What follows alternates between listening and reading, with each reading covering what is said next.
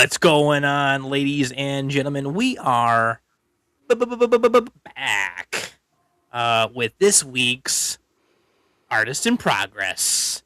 Here with me today, as usual, is my good friends Brian Bohm and Brandon McGinley. How are you guys doing today? Pretty good. Doing all right. Rock on, rock on. So today's show we're talking we're delving deep into Kickstarters. I had quite a few people who were like, I don't know nothing about Kickstarters, and I've seen a lot of like data points about Kickstarter, and there's a lot of like hoo-ha about Kickstarter, and we have a guest who was interested in coming on this Tuesday, so I figured why not talk about Kickstarter. We're gonna bring him on in just a second.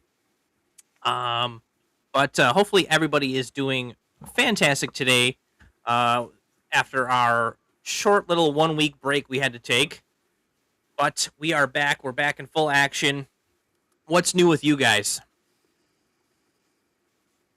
Are you talking to us? Yes, you guys. Oh, Yeah, you guys. I thought you were talking to like the internet people.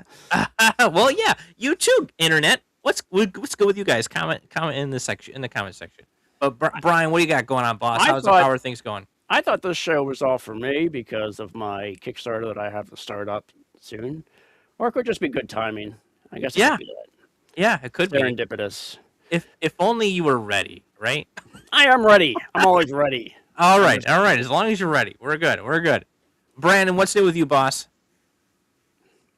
I'm almost done with this Marvel vs. Capcom thing I'm doing for Retro Game Con.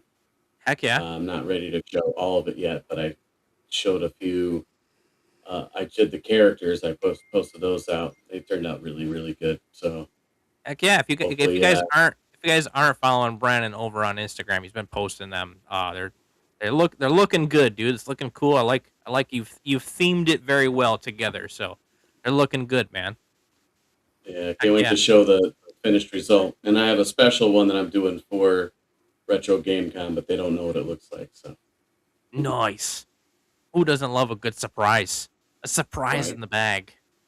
Wow. So for me, it was just kind of nice to take a week off as far as like getting ready for the show and stuff goes, and not having a Comic-Con to go to. But it is not to say it hasn't been hectic. It has been hectic. I'm trying to knock out a couple things. I had a cover I just finished, handed in. I'll have more details about that for you guys soon.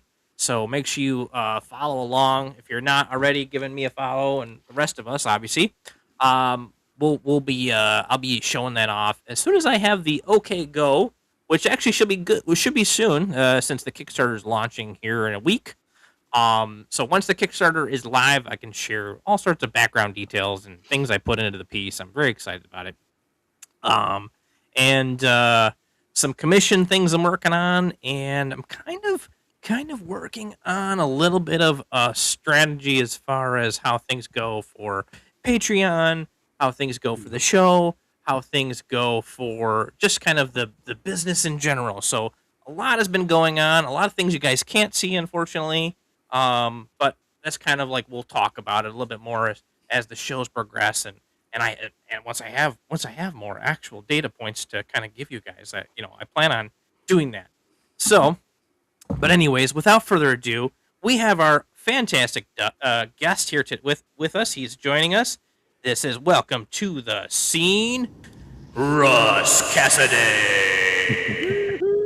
What's up, Russ? How's it going, man? Thank you for joining us this week. Yeah, for sure. Rock I heard on, man. Kickstarter, so it kind of ties in a little bit. So yeah, dude, definitely. Yeah, you said you mentioned that you've worked on a couple of Kickstarters and stuff, and I figured that this would be a perfect opportunity to talk a little bit more about Kickstarter. And as someone who has done several Kickstarters at this point, right? Or helped set up several Kickstarters at this point, I figured you'd be a pretty good chatting point. So, but Russ, thank you for coming on, man. Why don't you tell the I appreciate it.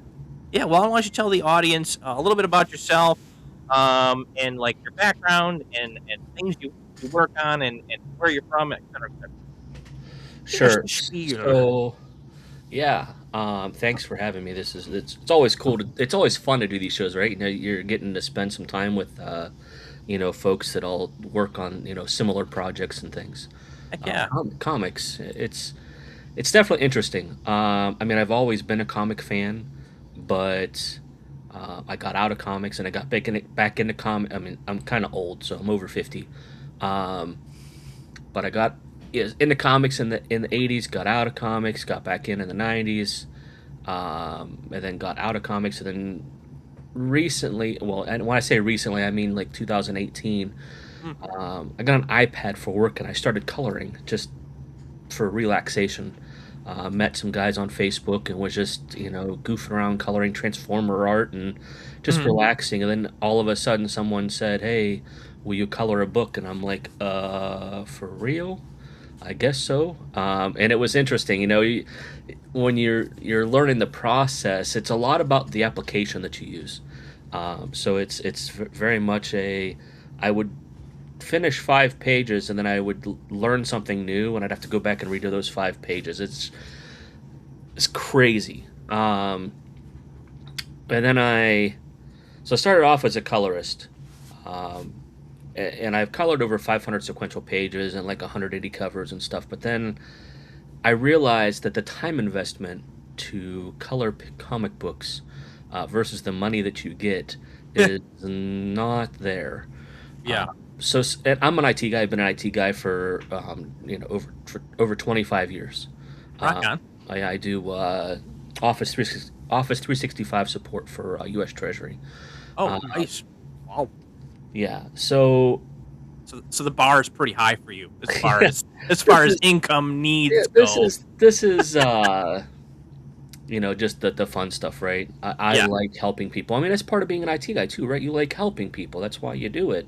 Yeah, for sure. And so someone asked me to run a Kickstarter for them if I could figure out how to run a Kickstarter, and I'm like, how hard can it be? So I did. I ran one. I think it was like in 2020. It was right at the beginning of COVID. Mhm. 2019, 2020. I think it was 20. Yeah. And then the next year I did like two or three, and then the next year I did five, Oh, and wow. then Man. like 2022, I think I did like 35. And then 2024 and 2025, I did 50 each year. Wow. And Holy then, moly. yeah. So I mean, to All right. Well, date, you, you definitely undersold yourself as far as Kickstarters go. And you're like, hey, yeah, I did some of these and I did Like a this. couple. I was like, yeah. wow, okay. So No, he's no. he put together So a couple, but I've that's I've fantastic. run over 200 Kickstarter campaigns, over 100 backer kits. The surveys. I mean, backer kits basically when you finish your Kickstarter, which Kickstarter in the past didn't have a fulfillment portion. You just ran the campaign, Yeah. and then you can print off your backer kit or your backer report and then ship your items. Right. Well, you could export your entire campaign over to BackerKit, and you could open up another pre-order store and let people add on items and stuff like that. Because if you think about backers, everybody's on a budget. Yep. So if I back a campaign in July and it ends, at the end of July, well, when August rolls around, now I'm in a new budget.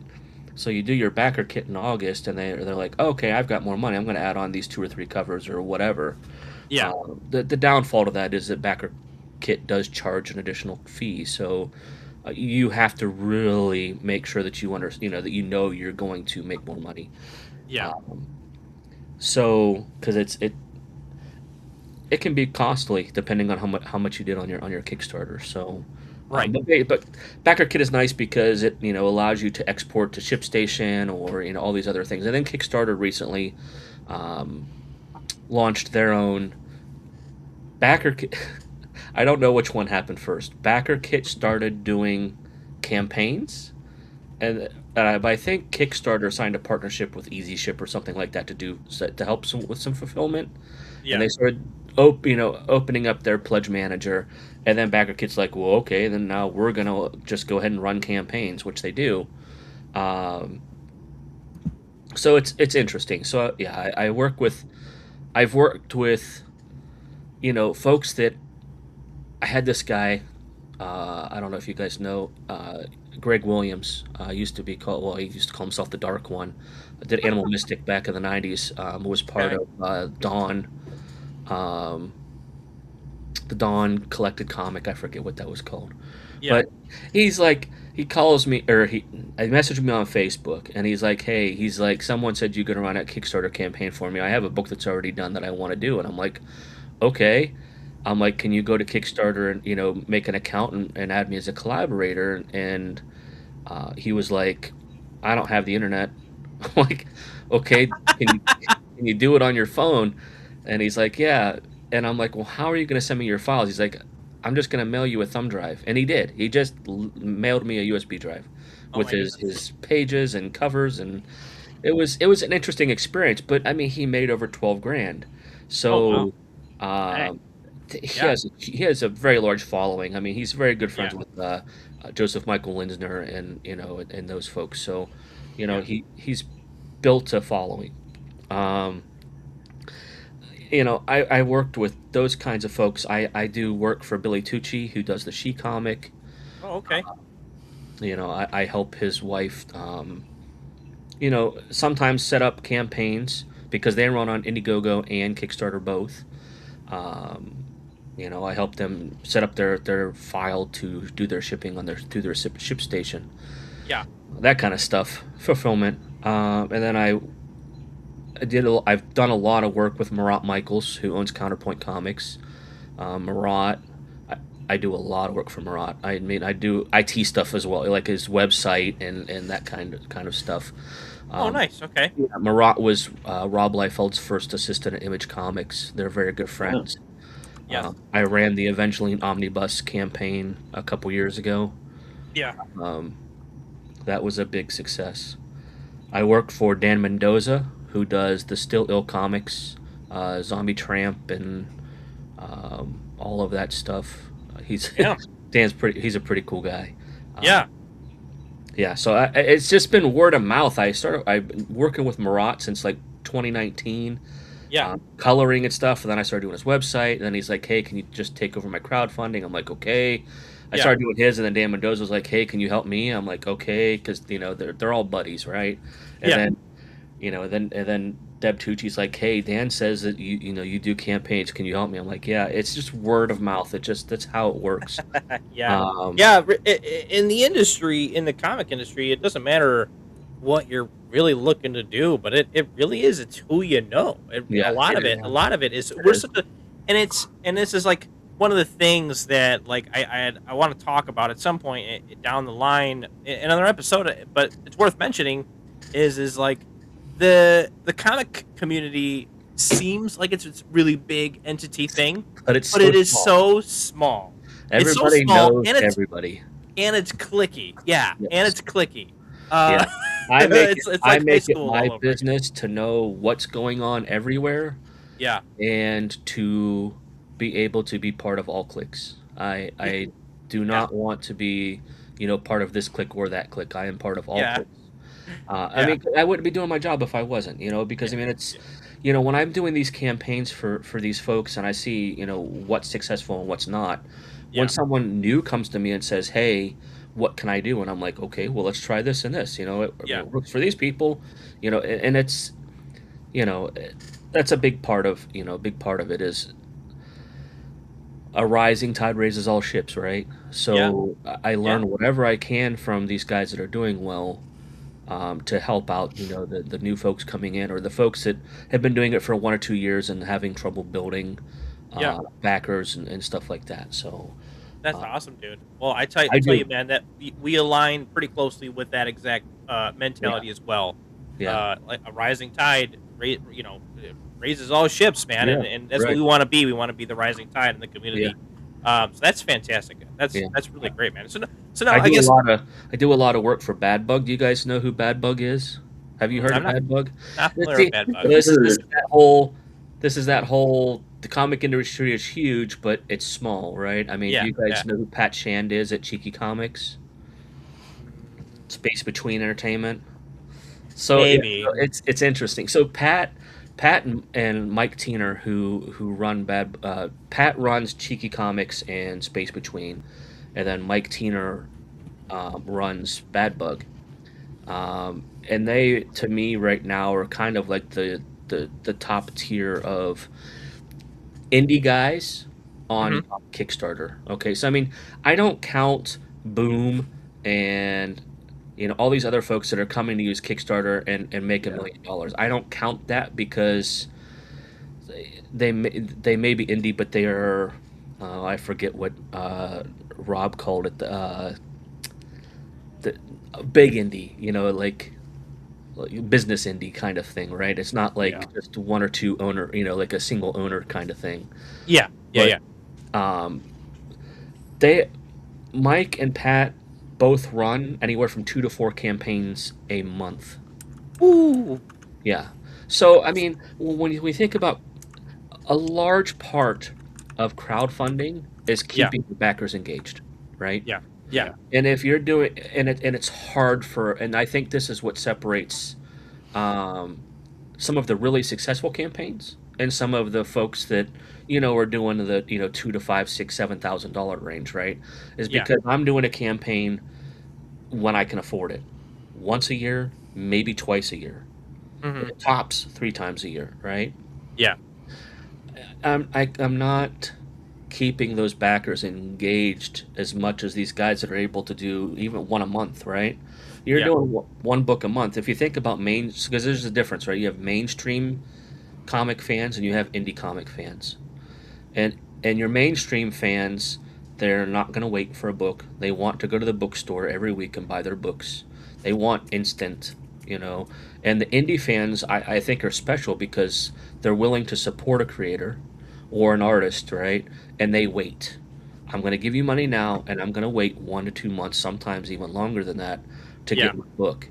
And Yeah. it's to them, it's more about supporting and being part of something Yeah. than it is, I know this artist, I know his wife, I know his kids, I know this creator, I know, what bowling league he's in, just this, right? I mean, it is. Yeah. I mean, indie comics, you have to build a community. It's what it really takes. And mainstream folks, they may not know who the artist is, they may not know who the writer is. They back Spider-Man, Batman, Superman. That's the book they buy. Yeah. And so that's the big difference between mainstream and indie right now. And if you're an indie creator and you can get closer to delivering like a mainstream book, your indie fans, you'll get more, right? Because they know it's trust. They know you're going to deliver the product. They know you're going to deliver it quickly, and that you're going to deliver it often. Yeah. So it's very, very interesting. The differences in how it works, and build the guys that can be really successful are the ones that are on Discord or on social media, very active Yeah. and engaging with those backers, so that they become part of your clique. Yeah. Yeah. That's Yeah. what it is. You have to build your clique. Yeah. And that's one of the things that we'll talk about here, I think, is kind of communicating with your audience and talking with, Yeah, making sure that people are updated and stuff like that. So yeah, dude. Well, yeah. Again, thank you for coming on. yeah, I'm excited.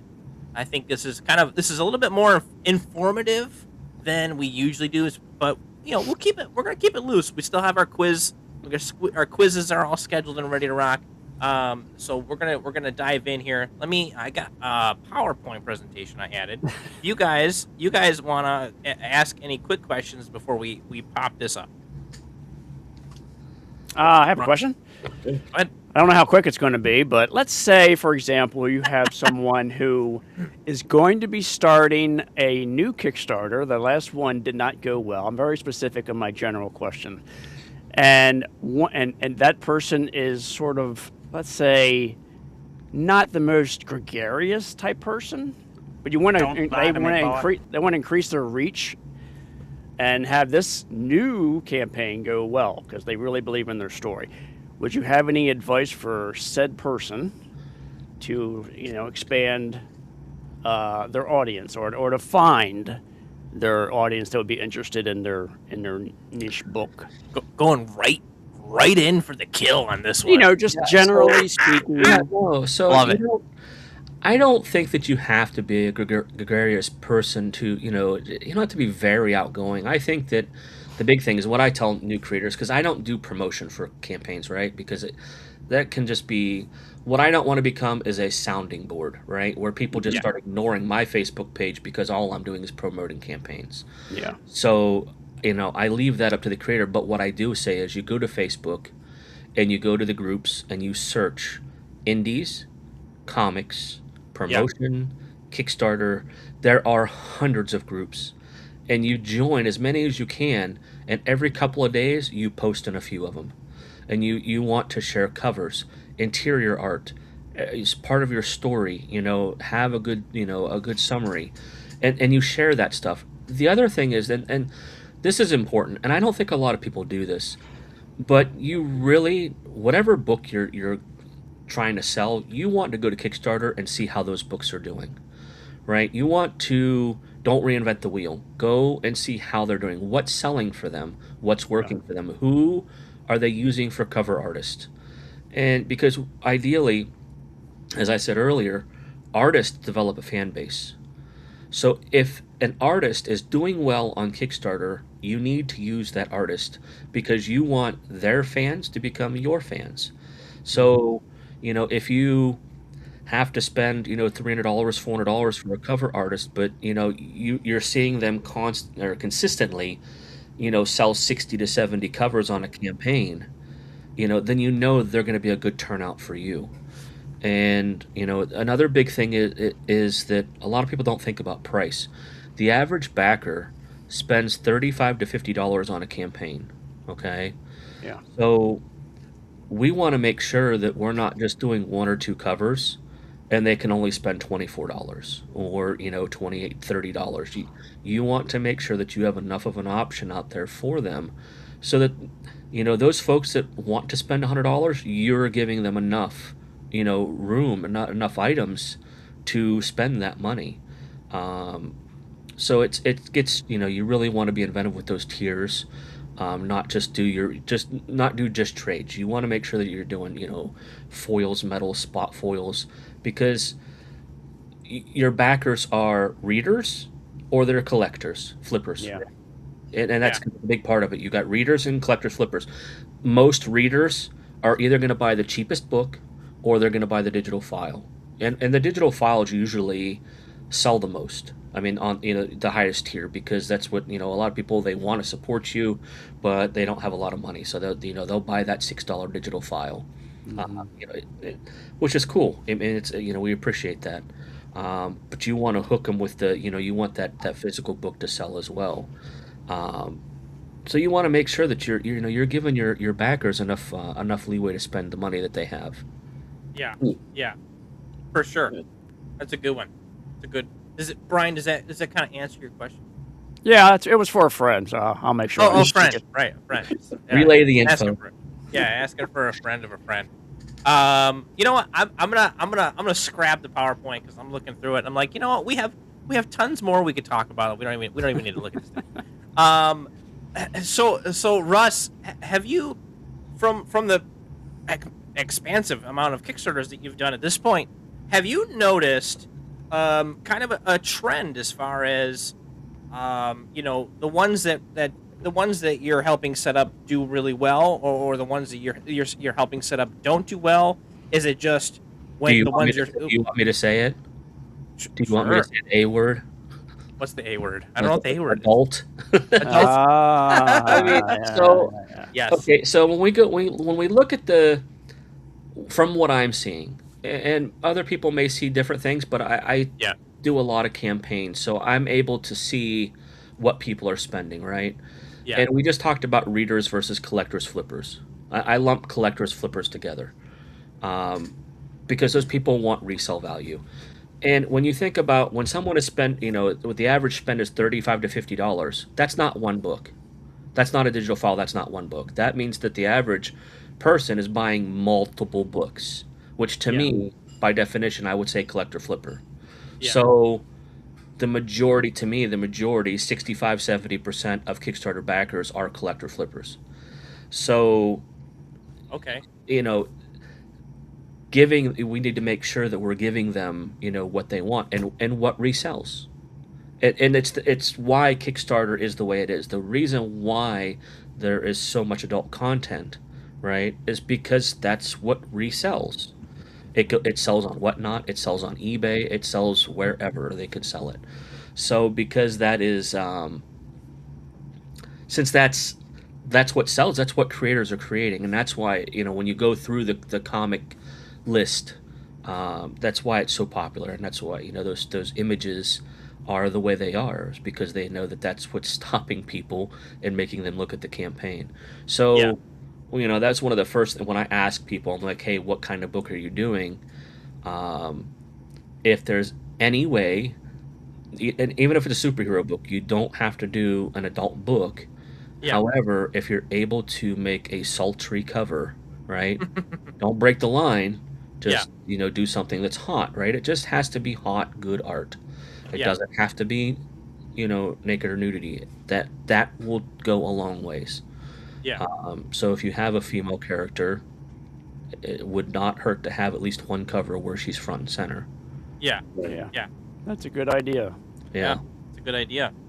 Hey, Mine takes place in the 20s, so I guess if I just show a little of the calf, that should Yeah. be pretty Your sultry. ankle? yes, that's the Just ankle? equivalent of yeah. My book is Amish, accent. so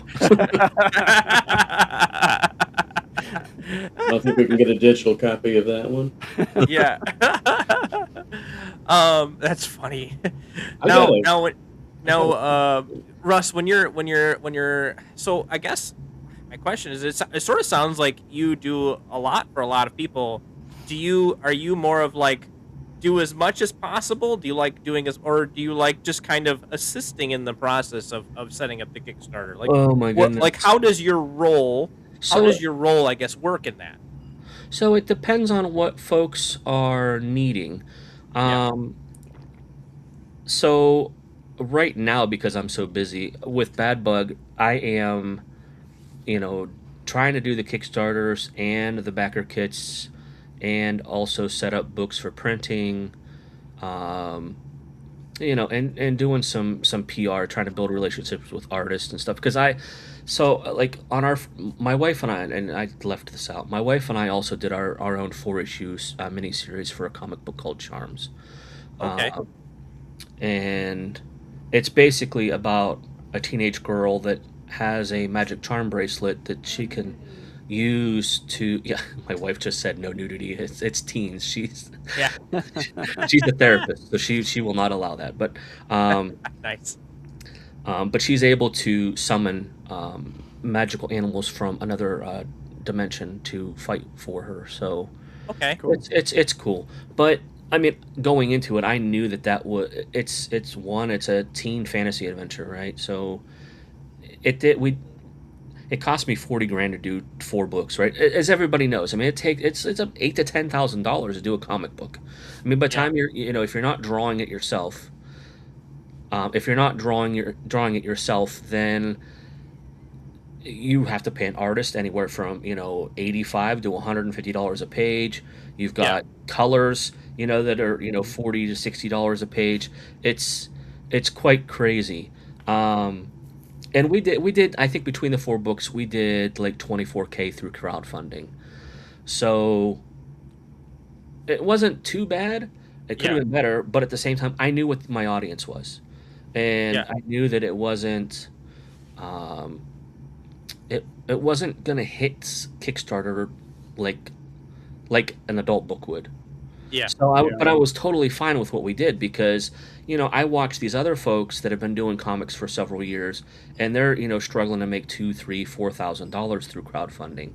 So that was an interior page that I colored for an Image bootleg book called Image Grand Design. Nice. That's cool. It looks cool. Yeah, thanks. Yeah, we did that during COVID. There were like 60 different artists and creators, writers that contributed to that. Oh wow. Yeah. Is that a Bernie inside of that pod for the Boodalorian? Oh, so Marat Michaels, he does a couple parody books. One of them is "Do You Oh, Poo," and yes. it's Do you Winnie the poo? Pooh's Oh outfit. yeah. Yeah. So since I do a lot of work for Marat, I've colored a lot of covers. That one made me laugh because yeah, it's just the DeLorean. I mean, yeah, it's just the other one that you showed. There was one that had a bunch of poos, Marvel versus DC. That I had to color that in 2 days. It was insane.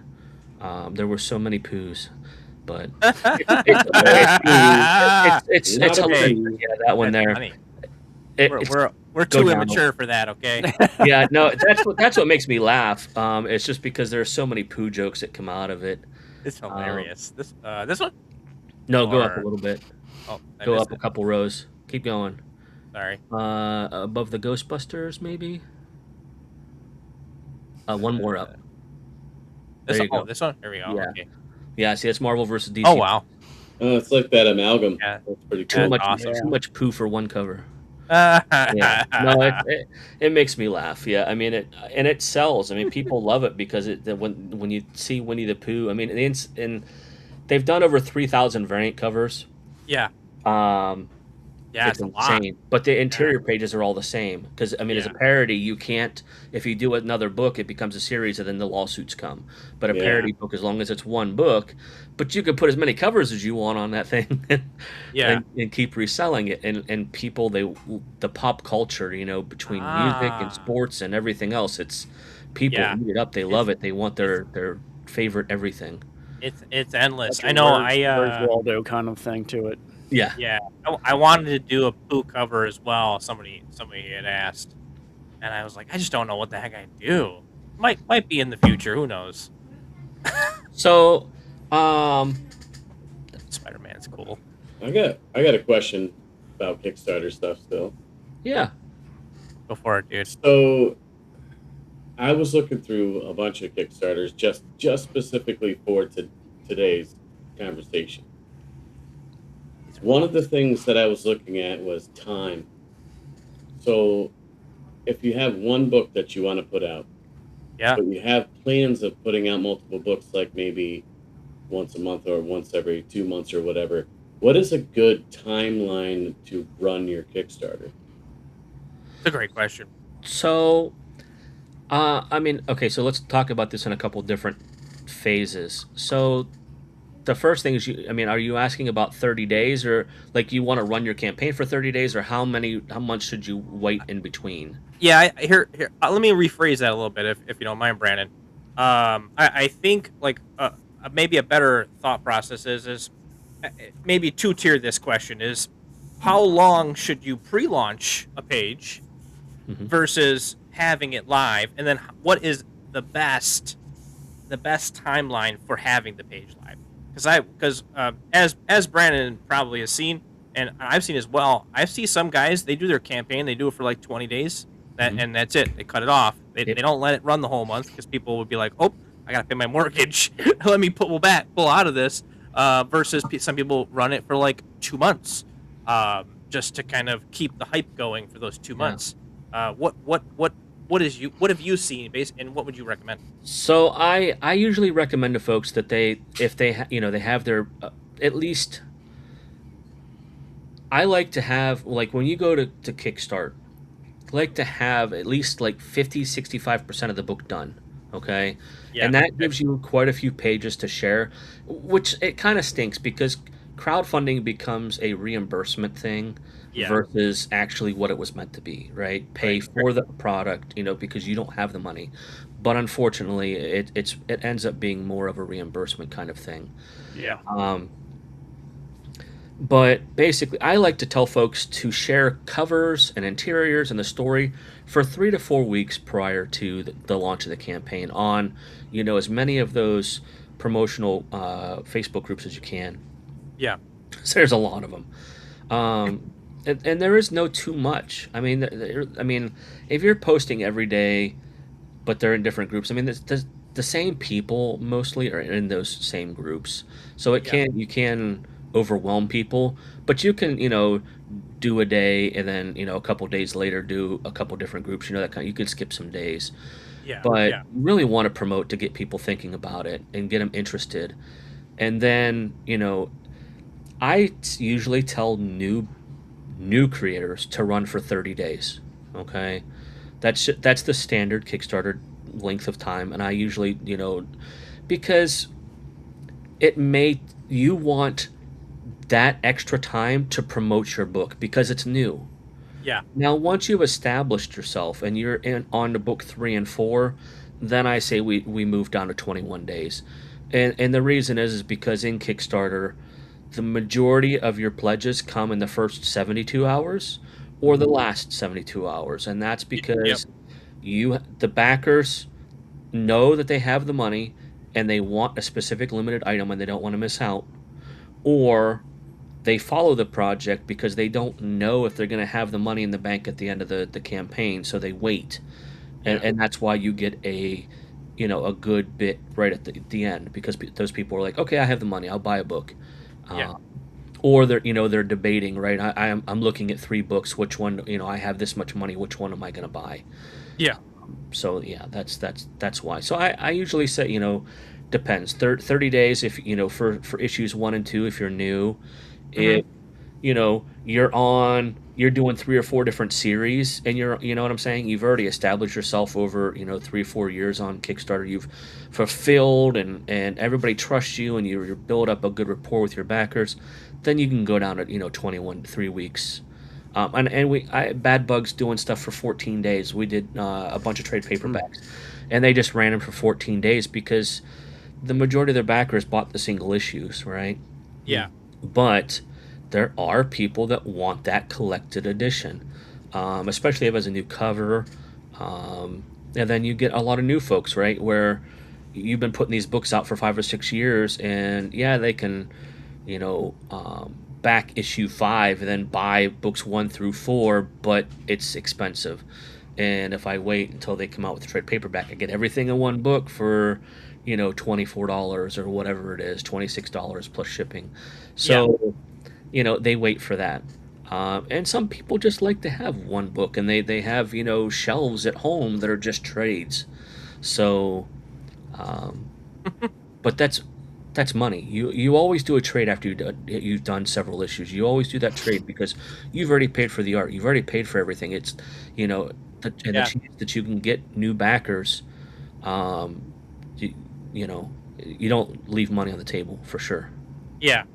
We had my friend Nate on here a couple of weeks ago, and he was like, "Man, I'm really kicking myself in the teeth on setting up the Kickstarter in a way that I told people I would do 100 pages right up front, and for this Kickstarter."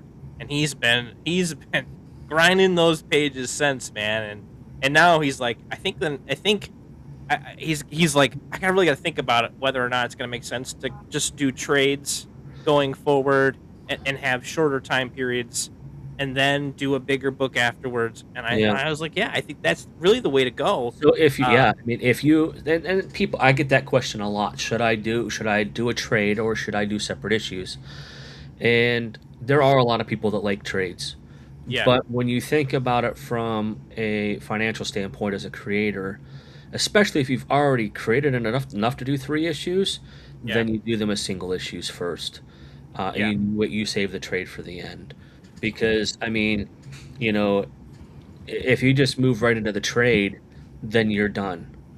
That's it, right? You can't do a trade and then be like, okay, I'm going to do single issues now. No, you do the single issues, wherever it makes sense, 24 pages or, wherever it makes sense to do a single issue. And then you try to pump them out as fast as possible while you're fulfilling, say you do book 1, it's done. You already are ready to have it printed. As soon as you get that money from Kickstarter, you print those books, you're shipping. As soon as you start shipping, you launch book 2. Yeah. Right. Folks, as soon as people say, I'm receiving I got my books, awesome, everything looks good, you start book 2. Right. And you go that same row. While book 2's running, you finish shipping book 1. And then, when book 2's done, you do the same thing. You print that thing, and as you're shipping it, and you just keep leapfrogging, and that's what builds your backers. But what sucks is that that's a huge upfront cost. Yeah. Unless you're an artist and you're doing it mostly yourself. I mean, that's a key advantage to being, doing a book and you're doing your own art. Yeah. So Yeah, definitely. Definitely, Mhm. man. Are there any resources or websites or something that help push your book out there? I know, like, if you get a certain popularity, that Kickstarter will kind of like highlight your book, but yeah, but there's a couple different things that Kickstarter does. So Kickstarter has the project we love, but yeah, that's one of those things where it's a lot like the employee like it what was the old Blockbuster, where you go into Blockbuster and they have that one shelf that yeah, employee selections or whatever, yeah, Yeah. what we're watching kind of thing. That's what the project we love is, and I think a lot of people have figured out that you can email somebody at Kickstarter and basically ask them for the project we love. And I'm not going to say like 100% of the time that they'll give it to you, but a good chunk of the time they will. oh really? Wow. But it's Hey, all right. but it doesn't do a lot for you. It doesn't make you really show up more or anything like that. Like I've had a Okay. lot of people get it and it not really amount to anything more than maybe Wow. $100 or something like that. What you want is the spotlight, Mm. because they'll do a spotlight and that puts your project on the front page of Kickstarter. And Oh, okay. yeah, that's what you want because that's when everyone's like, okay, they're the spotlight. It has to be good. But that one's very hard, and I kind of get the feeling that one goes to the big money makers that they want to keep on their site and stuff. But Yeah, not the always. people bringing in $500,000 or so. I mean, it's a business, right? I mean, yeah. Oh yeah, yeah, for Boom, sure. Boom doesn't need any help from Kickstarter. They really don't. Yeah. Yeah. Yeah. Now, how do you feel? And this is kind of outside of the realm of what we've been asking. How do you feel about some of these publishers starting to dabble in Kickstarters?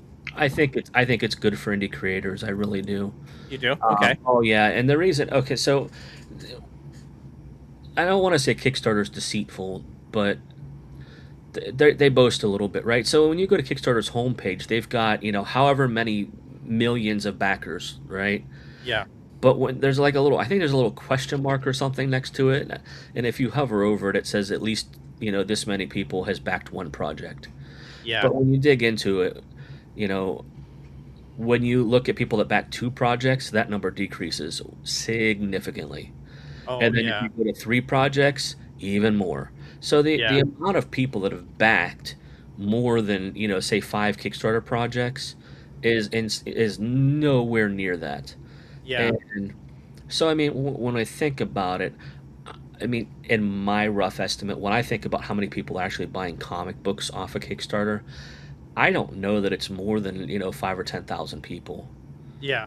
I really don't. I mean, because I've seen people, that have backed 400 to 600 campaigns each, and even more than 600. I mean, um, so that it just tells me that that we think that there's a large amount of people, but I don't.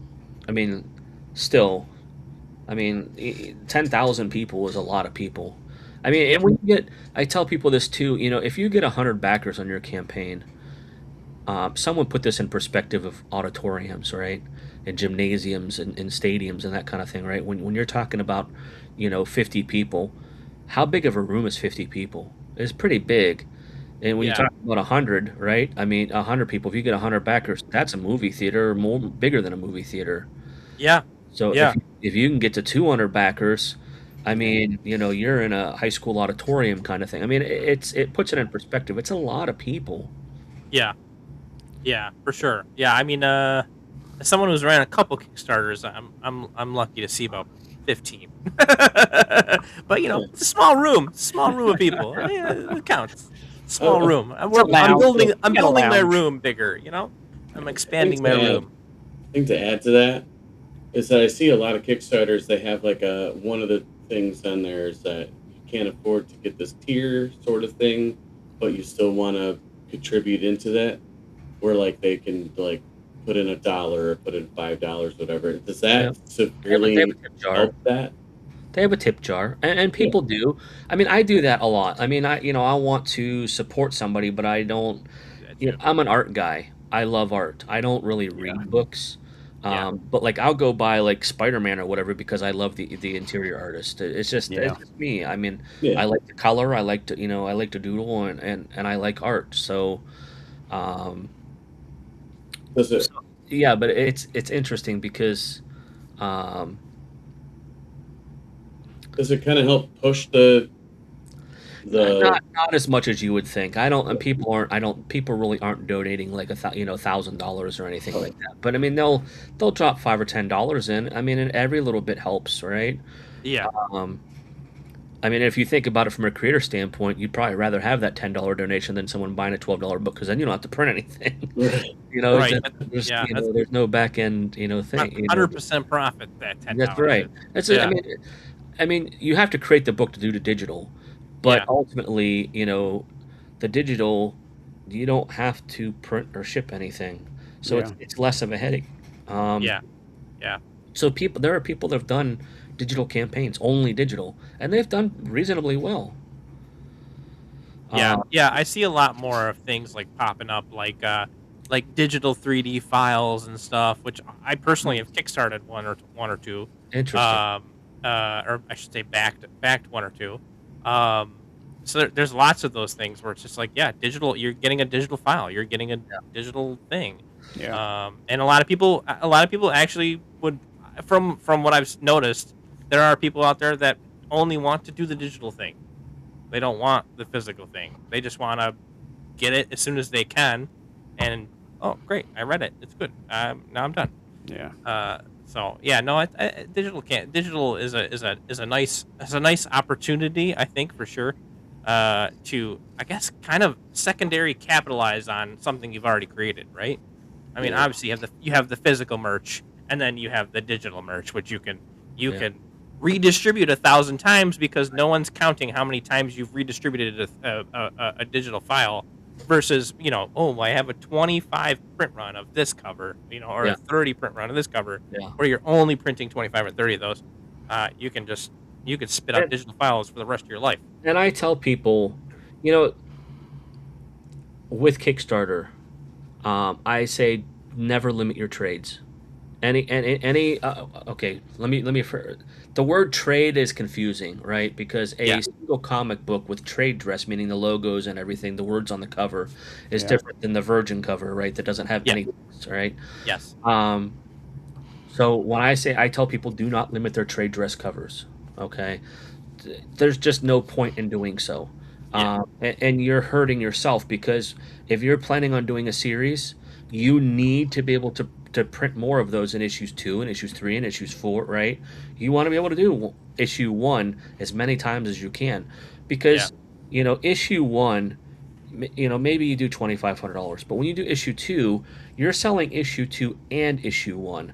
There's going to be new people that come in with issue 2 and they want to get issue 1 as well. So you need to be able to print issue 1. Yeah. And the same thing for 3 and 4. You want to be able to make sure that you can print those. So don't limit your trade dress covers. If you want to limit a virgin cover or a foil or metal or spot foil, all of those things, that's what you want to focus on limiting, or maybe change the background, for your limited version or whatever. Yeah. But you want to make sure bloody, that you have. bloody version.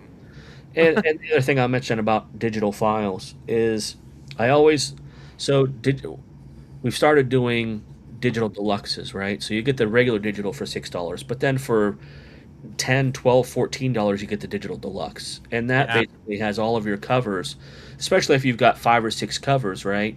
Yeah. You put those covers in there as a virgin pinup, kind of thing with no title. And then you put some behind the, a couple pages of behind the scenes, maybe some, black and white versions of the pages or Oh, yeah. script, that you wrote, those kinds of things. And people eat it. I mean, you'll go from doing, 80 digital files to maybe 50 digitals and 30 digital deluxes, or Yeah. it might even be split 50-50. But anything that you can do like that, to increase that spend is a good thing. Yeah. Uh, you know, and then here's the other thing: the Kickstarter is not the end of your project, right? You Mm. kickstart a book that is to help you cover the cost of the book. Yeah. Now you've got something to do, comic book shows and everything else. Yeah. And to circle back to that digital again, and I think this is what a lot of people are missing right now. Okay, and they shouldn't be. You have a physical book on your table, and I want you to buy my physical book. I'm trying to push my physical book, and Yeah. everyone's like, I don't want a physical book. Okay, well, how about here's a QR code. You pay me $5. You scan this QR code, and you download the digital file. Yeah. And and now you can have the digital file, and you can read that book on your phone or iPad or whatever. Yeah, I that's a think good idea. that is a missed opportunity by a lot of folks. Is that if they're not wanting to purchase a physical copy, to have a QR code that points to your Dropbox, Yeah. Hmm. because Yeah. Dropbox, to me, Dropbox. I mean, I know a lot of people use Google Drive and everything, but Dropbox has what's called transfer now, and I don't know if a lot of people know this either, but Dropbox has transfer, so you can basically go into transfer and create a transfer link and link it to a file in your Dropbox. Okay, and that link, that's what you send to your backers on your Kickstarter. You send them that link and say, here's the Dropbox transfer. They don't have to have Dropbox, but they get that link and they click on it and it downloads to their local device. Okay, and what's Smart. nice about that is it tells you in the transfer, well, it's Dropbox, but it's transfer screen, Yeah. how many people have read it and how many people have downloaded it. It doesn't tell you who they are, but it gives you a count. So you Yeah. can actually see if people are downloading your file, I uh, which is nice. it's funny you mention that. Somebody we've had on the show several times now. Mr. Fish does exactly that. He gives you two opportunities. Well, he basically has exactly that for each one of his books. Yep. You can $5. If you want that digitally, here's the $5. And then he actually has a deluxe link that you can buy, Yep. which will give you lifetime access to all of his files. Yeah. See, so that's one of That he'll release over the next year. You'll get like a whole year of any comics he comes out with. He's like, oh, I come out with about 10 comics a year, and people are like, wow, $15 for 10 comics? That's great. It's we a great call deal. that the digital library. Yeah, Yeah. yeah. So That's you've got super. the deluxe, you've got a digital, you've got a digital deluxe, you've got the digital library, you've got the deluxe library. I mean, that you can stretch this thing out. I mean, Yeah. you Yeah. really can. Yeah, that's But you don't want to super undercharge smart. people either, right? I mean, if you're going to sell them a library and you've got 20 books in there, you want to make sure you're charging them, a fair amount, because Yeah. they're getting quite Yeah. a few books. Right, Uh, right, so, right, for sure. And then like another thing that we talk about too is once you've got the product now, you've kickstarted it, the product is there, you've created it, you have it digitally, you have it physically, whatever. You can still use that, years down the line. Even if you're on book 5, you can give away the PDF of book 1 to get someone to sign up for something for you. Like, hey, you know what? You want a free book? Sign up for my mailing letter. And that's another really like great marketing tactic that I think more people should use. yeah, Definitely, yeah. something I plan on using as soon as I have more behind me at this rate. But yeah, I'm learning a lot about these kind of things, and this is kind of part of the thing, part of the show is right, like as we're learning about new ways to be strategic about our art, different tactics and all sorts of other stuff. Yeah. So it's great. It's really great. So I So appreciate you what sharing books that do you too. work on? You, What's that? what books do you work on? What are you working on? I So know you right now, can't talk about that cover that you're working on, but yeah, yeah. So they didn't specifically say I couldn't talk about it, but like I don't have like an NDA or anything, but it does launch on Friday. The pre-launch is the pre-launch page is live. So it is a cover. It's for a book called Fireproof. It's on Kickstarter right now. The pre-launch page is up. You can sign up for it. It's Fireproof #1. So I got that cover for that. So I'm doing a lot of covers right now, and then the three of us here, plus we have Bamf in the chat with us. Um, we are working on a anthology together. Which we're still in the early stages. Everybody's got our scripts together. We just started the studio, going by Faded Forge. So we're doing all the things and all that stuff. But so I got the Moppets cover that dropped. I have a cover for um, Weapons of Legend that I did colors on. Okay. There's another cover I did for I got him Chaos Malice Chaos Theory. Number 2. I did a cover for him. I have Mallet. it have I, it floating around here somewhere. is that now? Is that the name of the book, or is that the name of the guy? That's the name of the guy, and Malice Okay. is on the cover. So Yeah. I think it's like a. Malice. So man, I haven't talked to Malice in years. Oh yeah. Oh my goodness. So I mean, I could sit here and just you guys can name people and be like, I know them, I know them, I know. That's awesome. It's crazy. But Malice, man, we did I want to say like a very short. It was a very short story like years ago. Yeah. It was about suicide or something. I forget, but Yeah. it's been a while. I mean, he did Chaos Theory a while ago, the first one. So Oh wow. Okay. Yeah. So this was like 2 or 3. I think it was 3. Maybe it was 3. Number 3. He just dropped. interesting. Yeah, and, I got a couple other projects. I have another project I can't talk about right now that I'm going to be doing the interiors for. Just a short story, another anthology short story. I think it's like 6 to 8 pages.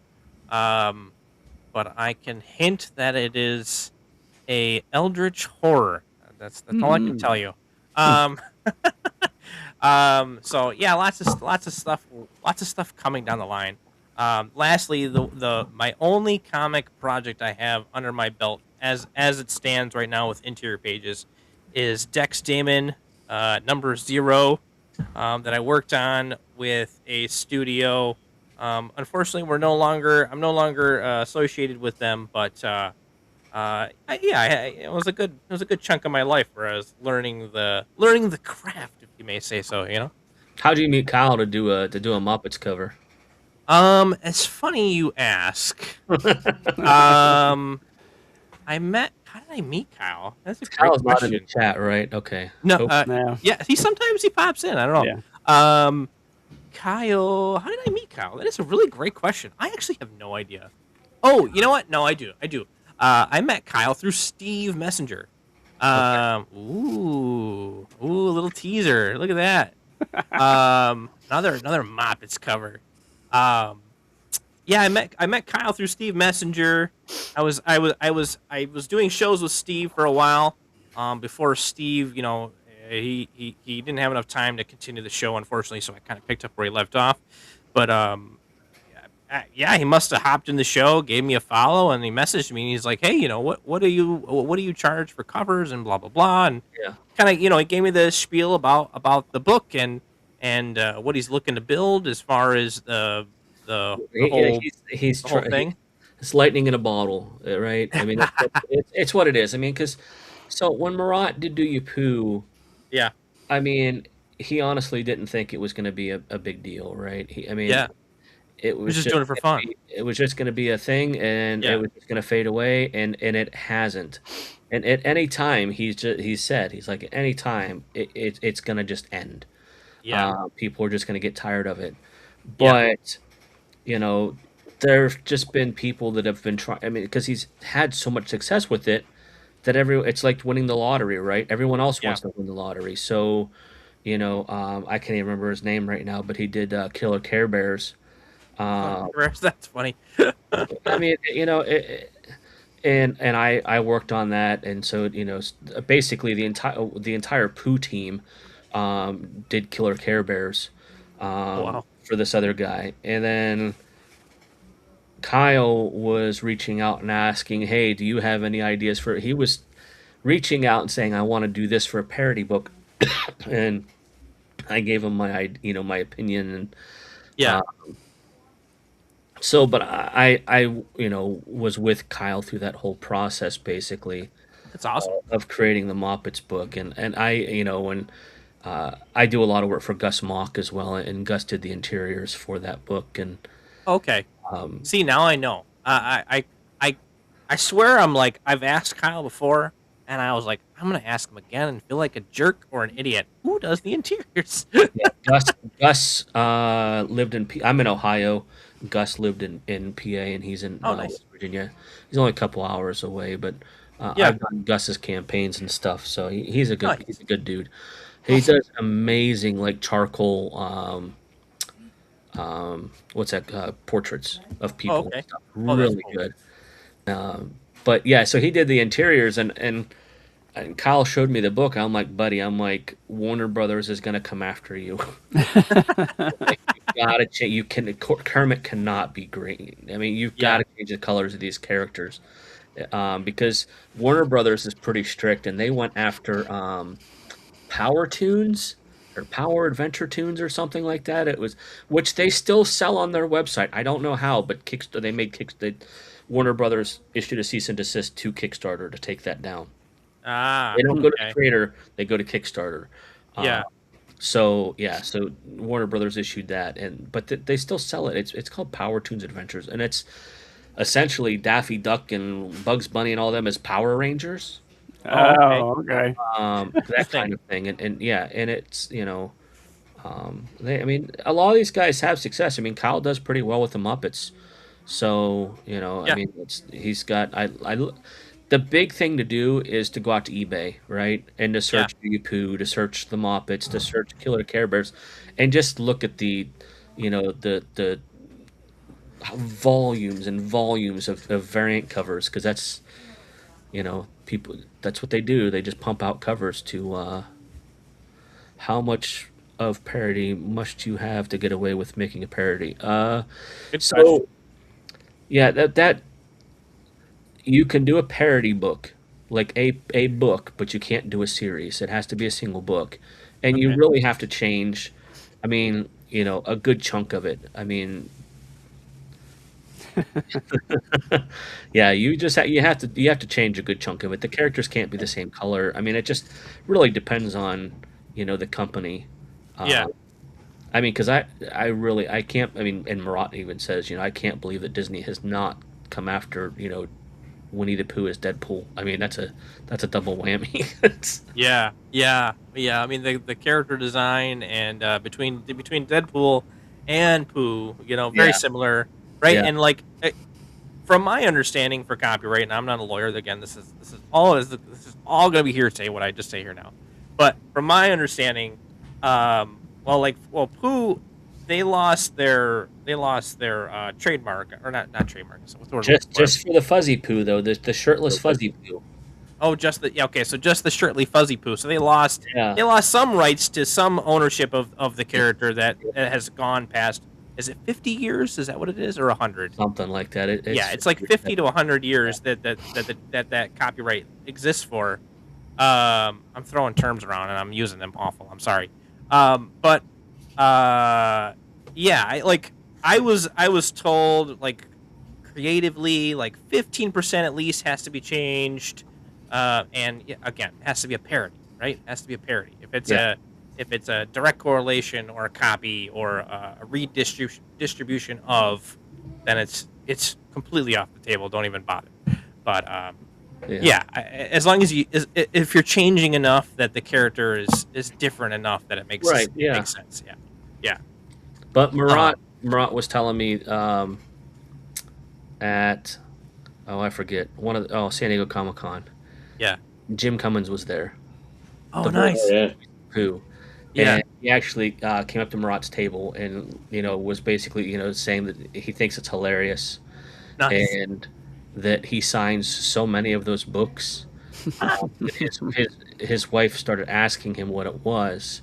So yeah, so there might be a collab coming down the road in the future, Ooh, that's awesome, which would, dude. which would be funny. Jim That Cummings and Deadpoo. Dead And poo. Yeah, if you've never my God. looked at the Do You Poo comic, Yeah, it's basically explaining how Pooh becomes Dead Pooh, and he basically goes through Hundred Acre Woods Yeah. And all of the other characters of 100 Acre Woods, like Owl is Iron Man, that kind of thing, right? They're all like Eeyore's the Sulk. Yeah. But it's funny. So they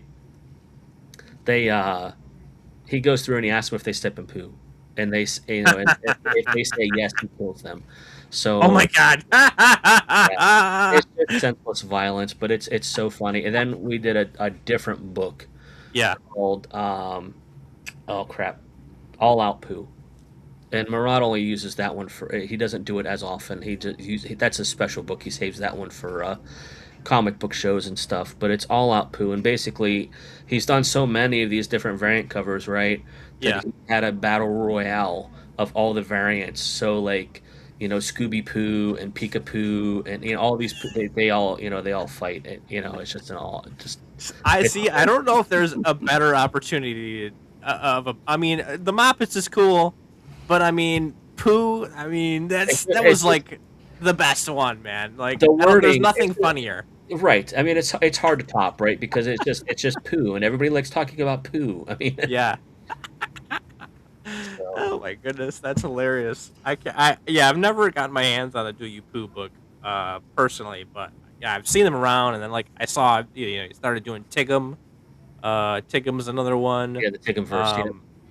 There's one going around that's kind of starting to gain some popularity, and I'm sure I'll run into them again in Baltimore this year, where it is some sort of Pokemon Digimon mashup Oh, interesting. character parody that's happening as well.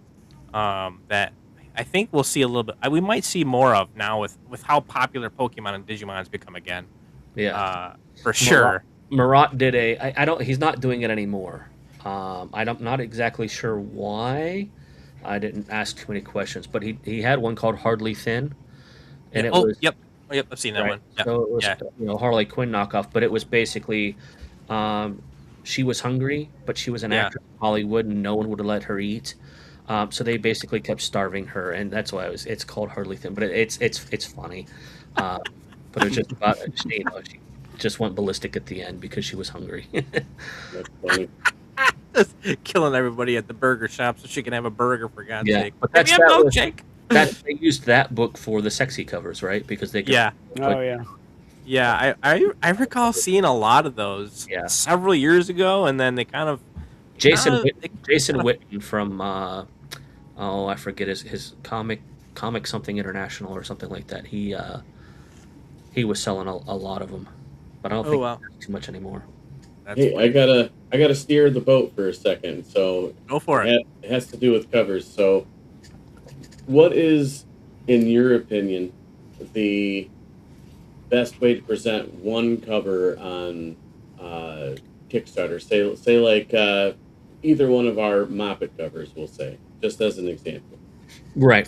So I Well, think sorry. What I'm trying to get out, because my mouth doesn't move as fast as my brain does. So, like you were talking about spot foil and stuff like that, which ones are more successful through it? well, I mean I think they're all. I mean, once you get past the Trade and the Virgin, right? I mean, I think it's a toss up because the cost goes up. I mean, you're going to be charging $30 to $40 for a foil cover because they're pricey to make, right? Yep. And so they're niche, so they're not going to sell as nearly as many. But I think that you have those folks that like foil, and you have those folks that collect metal covers and they love metal covers. So yeah, I mean, you do your foil at $35. You do your metal at 45-50 bucks, and and you can do all different kinds of things. Like we'll do like a mystery metal where you say, okay, we got 5 colors. We're gonna do purple, blue, green, red, orange. And maybe we do, and those are, and you say, okay, there's 50 total. Okay, 12 are this color, 10 are this color, 8 are this color, 6, down to you get one of one, and it's a mystery, Yeah. right? And you can actually go out to Sticker Mule does it, and a lot of other places you can order poly bags that are sealable. Oh yeah, like a blind bag. Yeah, it's a blind bag, right? And that's what you do.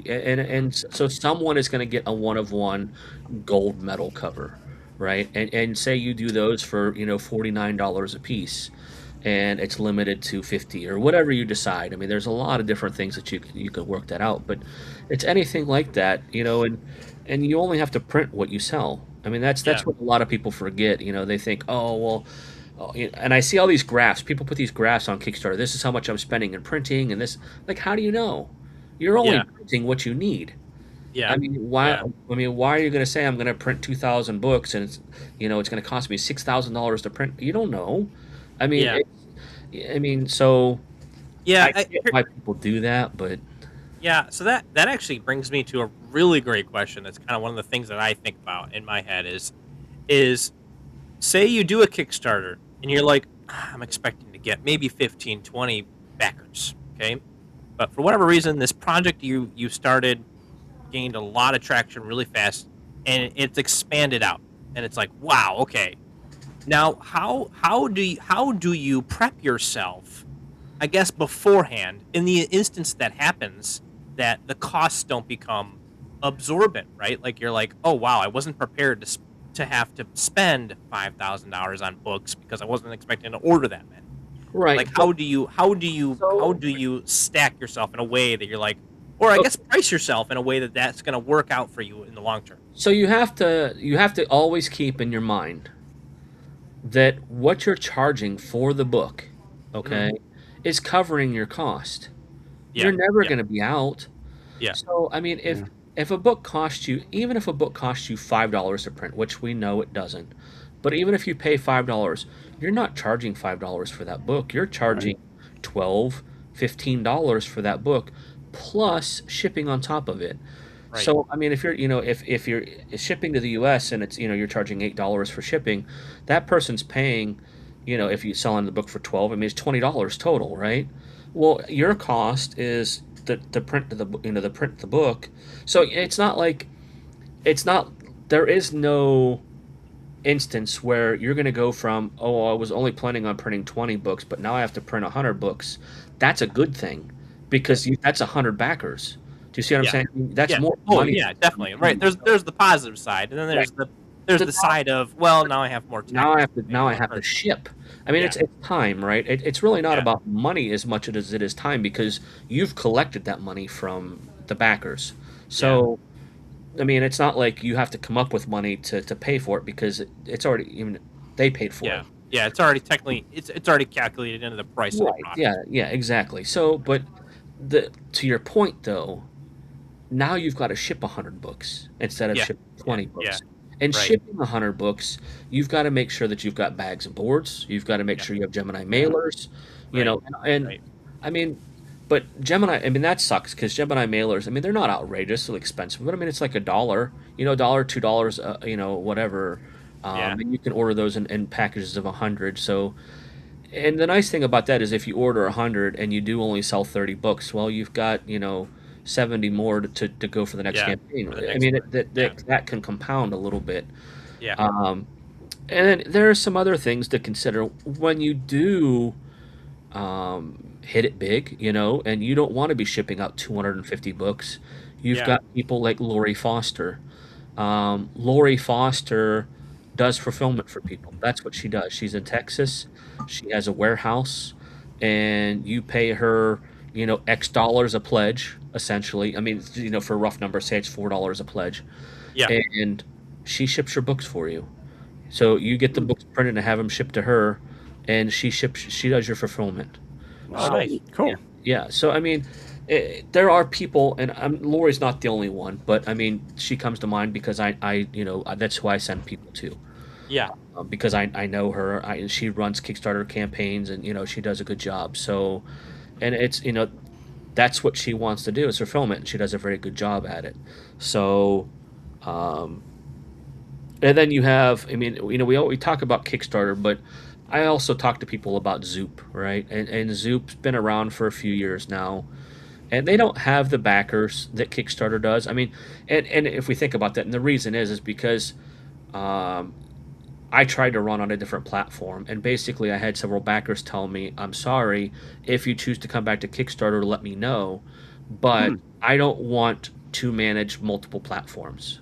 Oh, Yeah. okay. Okay, they want to come to one website to manage all of their pledges, and I totally get that. Yeah. So that's why it's so hard to get people to. I mean, you would really what would have to happen is you'd have to have the big boys go to a platform, and then all the smaller creators would follow, because Yeah. that's where the backers would go. That's what would happen if all the creators left the platform. The backers would leave the platform. Yeah. So I mean that it would take a migration basically. But Zoop is a platform that's come out, and their big thing is they call it Zoop the Nuts. And I'm a creator. I want to do a book, and I don't know how to do a crowdfunding campaign. I don't want to mess with printing and fulfilling. I don't want to do any of it. So you go to them, and they run your campaign for you, and they print and they ship your books. It's all in one thing, and then Oh wow. they figure Interesting. out, say you make you make X dollars, and they figure out, okay, this is what it's gonna, our portion is this, and this is what you're gonna get, and that's how it goes. So that's kind of a neat thing. Because Yeah. I get asked all the time. Because Kickstarter doesn't allow certain countries to run campaigns, like Brazil, right? If you're in Brazil, you can't run a campaign. So I get people ask me all the time, "Hey, I'm in Brazil. Can you run my campaign?" And I'm like, "Well, because of taxes, no. But Yeah. I mean, we might be able to figure something out."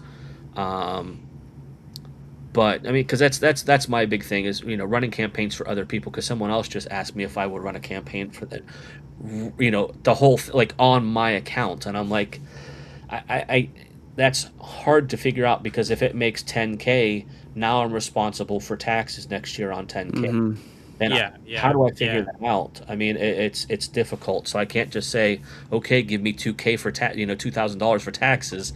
It just, I don't know. So that's why I prefer that you set your you start your project, and then invite me as a collaborator, and then I'll walk you through everything.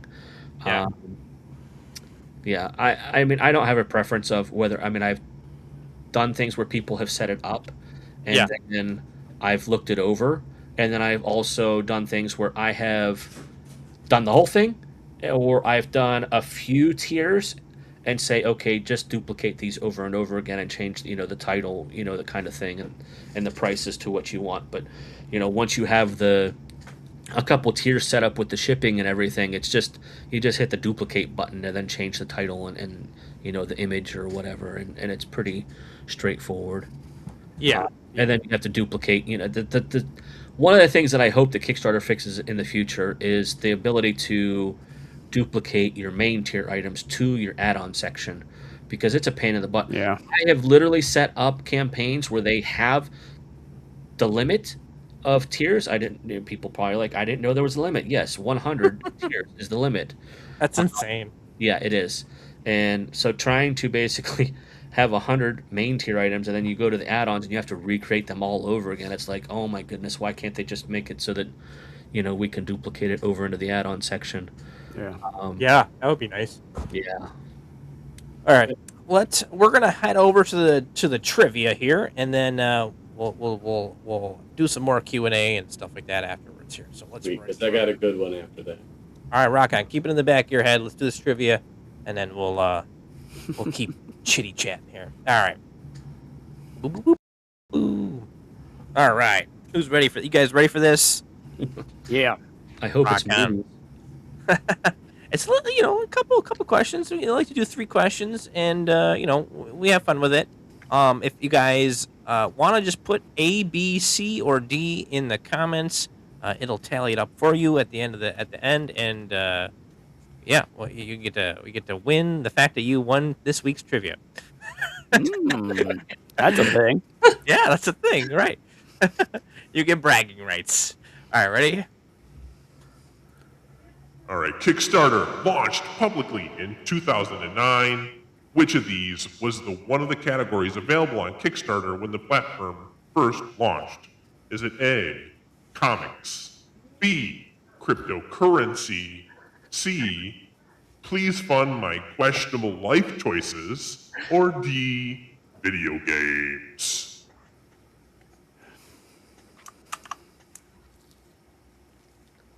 right, we got one answer for D. All right, another answer for D. D. Everybody's voting D. Okay. Wow. All right. Wait, I can't get to my screen. All right, you got a second. You got a second. I'm gonna say I don't know, but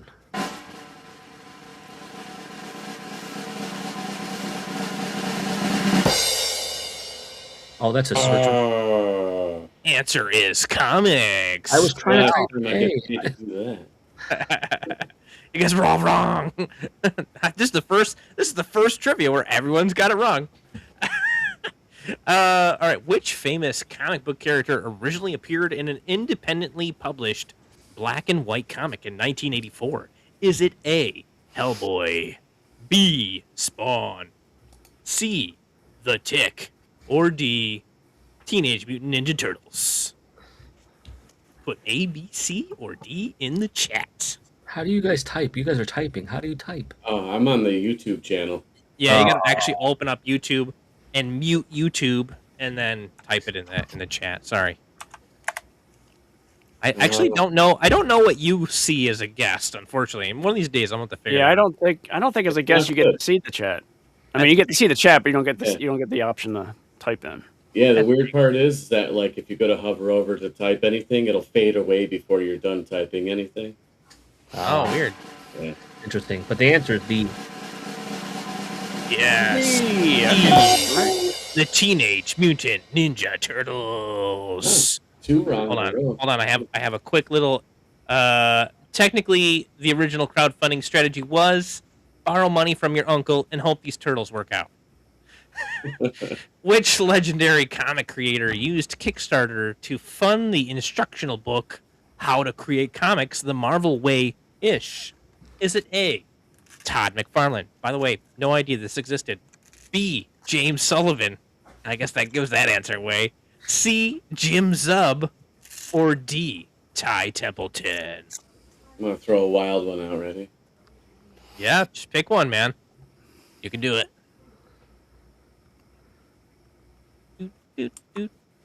Russ, what are you thinking? What do you think? What are you leaning towards? I would lean towards D. Todd. D. Okay. I don't know though. Boo. Yeah. D. Ty Templeton. It's absolutely wrong. All right, who's got bragging rights for this week? Not me. It looks like it is. Damn. Bamf is the winner with one correct answer. Show off.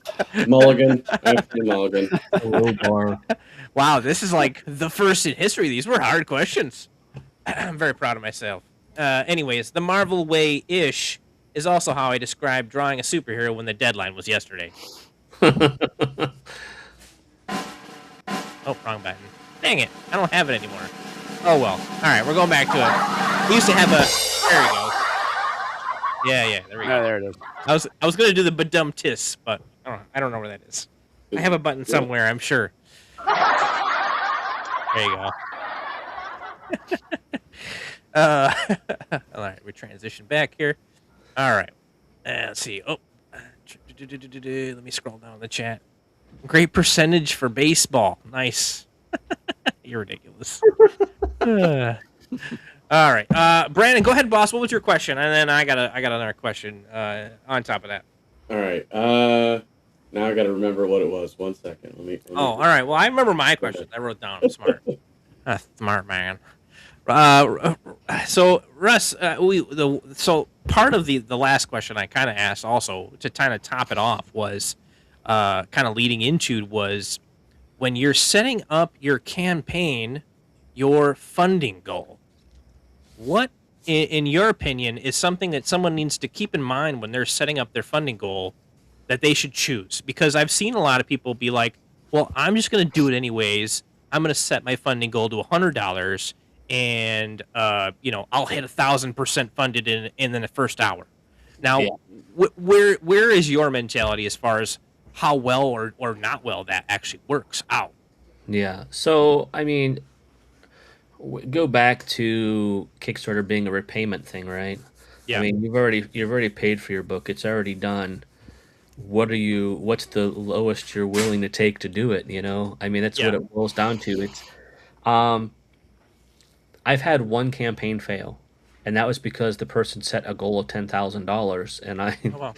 highly recommended that they didn't do that, but they did, and it failed. I mean, they did like seven Ooh, or eight, Wow. but had they had done I know which 6K, one you're talking about. they would have done okay. But it was just, um, yeah.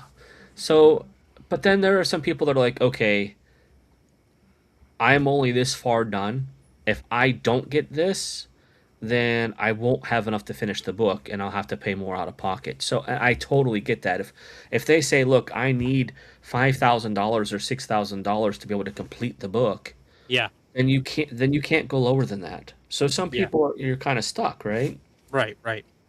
But yeah, normally I tell people if you've got the book done already and you can do it, then to set your goal at $1,000, Okay. because if you know anyway $500 $1,000, because basically Kickstarter's algorithm, a big chunk of that, right, is that percentage. So the faster you can get funded and get Hmm. your 200%, 300%, you move up the algorithm. Yeah. So you know Interesting. your campaign is just shown to more people. Now it's not any guarantee that they're going to back it, but I mean, more eyes isn't going to hurt. Then that's why presentation is everything. That's why I tell people that Kickstarter banner, your store window, right? Yeah. That people are walking by and they look in your window and they stop. That Hmm. it's everything. So it has to be your hottest image. Yeah. No text. There's no text needed on a Kickstarter image. Kickstarter recommends no text, and it doesn't need to Oh, be, okay. because Yeah. when you look at the image on a phone or on your computer, the text is either right beside it or right below it. So I Yeah. mean, it's counterproductive to cover your art with the title of your book when the title is right below it in text. That makes sense. So yeah, You're referring to like the main header image, yeah, right? yep, Pretty yep, much. exactly. When you go to Kickstarter and you go to comics, you know, you're a backer. You click on comics and you're browsing down through 260 projects. Yeah. Well, that image that's shown, which is the top image, you know, your image banner on your Kickstarter, that's what backers are seeing when they're scrolling. Okay. And you know, sure, I mean, you know, you could put something very small at the bottom saying fully funded or funded in 30 seconds or whatever, you know, Hmm. Yeah. Yeah. but you don't cover the whole thing in text because they see that text right underneath the image. So Yeah. there, it's Okay. just let the art breathe and let the art, you know, make them stop and look at, you know, want to look at your project. Okay. All One, Um, right. one of the advices I got, which I thought was kind of confusing, at least for my way of thinking, was they said just cover the cost of printing.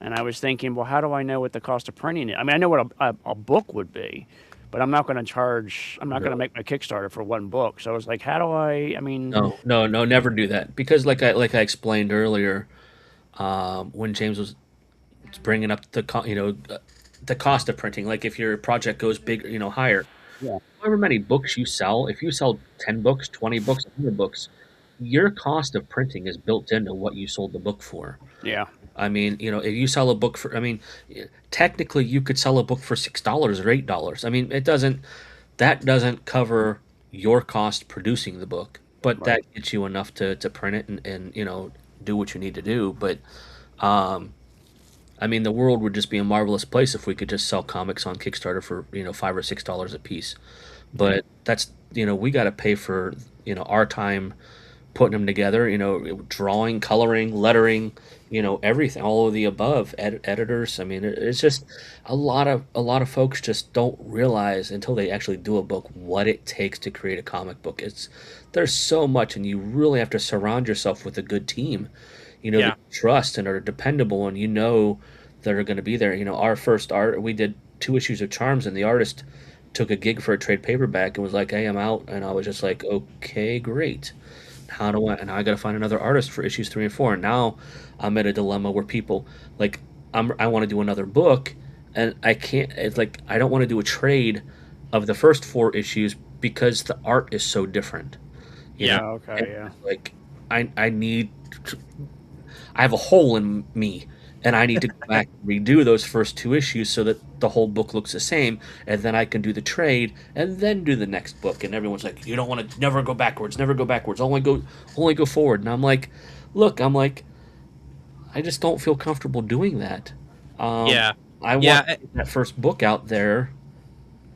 Right. I think, like, as artists, we think very much like everything we put out needs to be the best it Yeah. possibly can be at the time that we put it out, right? So if we have the opportunity to be like, well, I've grown so much since book 1 to book 4. It no longer feels a cohesive book if I put it together. So that Right. makes sense. Like you're like, I kind of want to go back and do this now. However, right, that changes things as far as how much you would want to, you should get for the funding, because you're doing all new art now for the first 2 stories, maybe 3 or whatever, however it ends up. Yeah. But I do think, right, like it is a little counterproductive, unless the payoff is bigger, Right. right? Yeah, I mean that's the thing. I mean, if like for me, I haven't done the trade yet, right? So I'm sitting on the trade. If I could redo some sections or whatever, and then do the trade, it might pay off. Yeah. So Yeah. I do remember my question now. Go. Again, Go for it. Shoot I, shoot at the hip.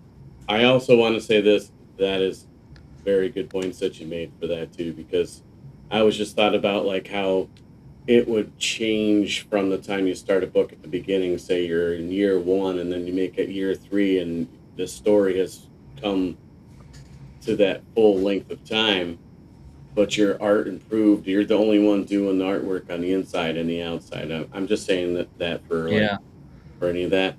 I myself would love to buy the first book of where it started to the last book of where it ended, and just to see that whole span. Progression. But- Yeah. yeah. That's just for that. Right, but see, and I agree with that. I mean, I think if it's the same artist, right, through Yeah. the series, and they're just getting better, I think that's kind of cool. Yeah. It's like you're growing with the artist. But for me, with ours, because it was the first artist, I like his art, I really do. But the problem is that when you look at it, you kind of look at it like, oh, this is a kid's book. Because I call it like a serious cartoon, right? He has more of a cartoony style. Yeah. And that was the direction that I thought I wanted to go. But then I stumbled across this art studio for issues 3 and 4, and I had a different artist team do it, and I was just like, oh my goodness, this is what I should have done from the beginning. This is for Charms, I'm assuming, right? Yeah, What yeah, you yeah. were talking about So- earlier? Yeah, so the issues 3 and 4 are just I'm gonna guess this is the newer art. that's actually, so yeah, that's for that is, I had somebody draw that. Oh, okay. Who was the interior artist for issues 3 and 4, but this is stuff I'm working on for the next book. Because Cool. basically what I was thinking is that, okay, that's art from issues 3. Oh, okay, cool. Yeah, that's the newer art. But what I was thinking is, these kids, they're a trio, right? And they Yeah. have different abilities. And one of them, there's the Like, 3 kids oh, there in that top. I see a left corner. Steph Wilson cover in here. Yeah, yep. So, but I'm like, man, we can make it more interesting if they had power. So it's like I came up with this idea that while the animals are in their world, they can have abilities. Yeah. So it just adds a more dynamic perspective. But yeah, no. I mean, since I've been in the industry for a while, I mean, Steph Wilson and I we both started in 2019. Nice. Yeah, so he did a cover for Naughty and Nice that I colored the interiors for, and so Steph almost blew up pretty quick.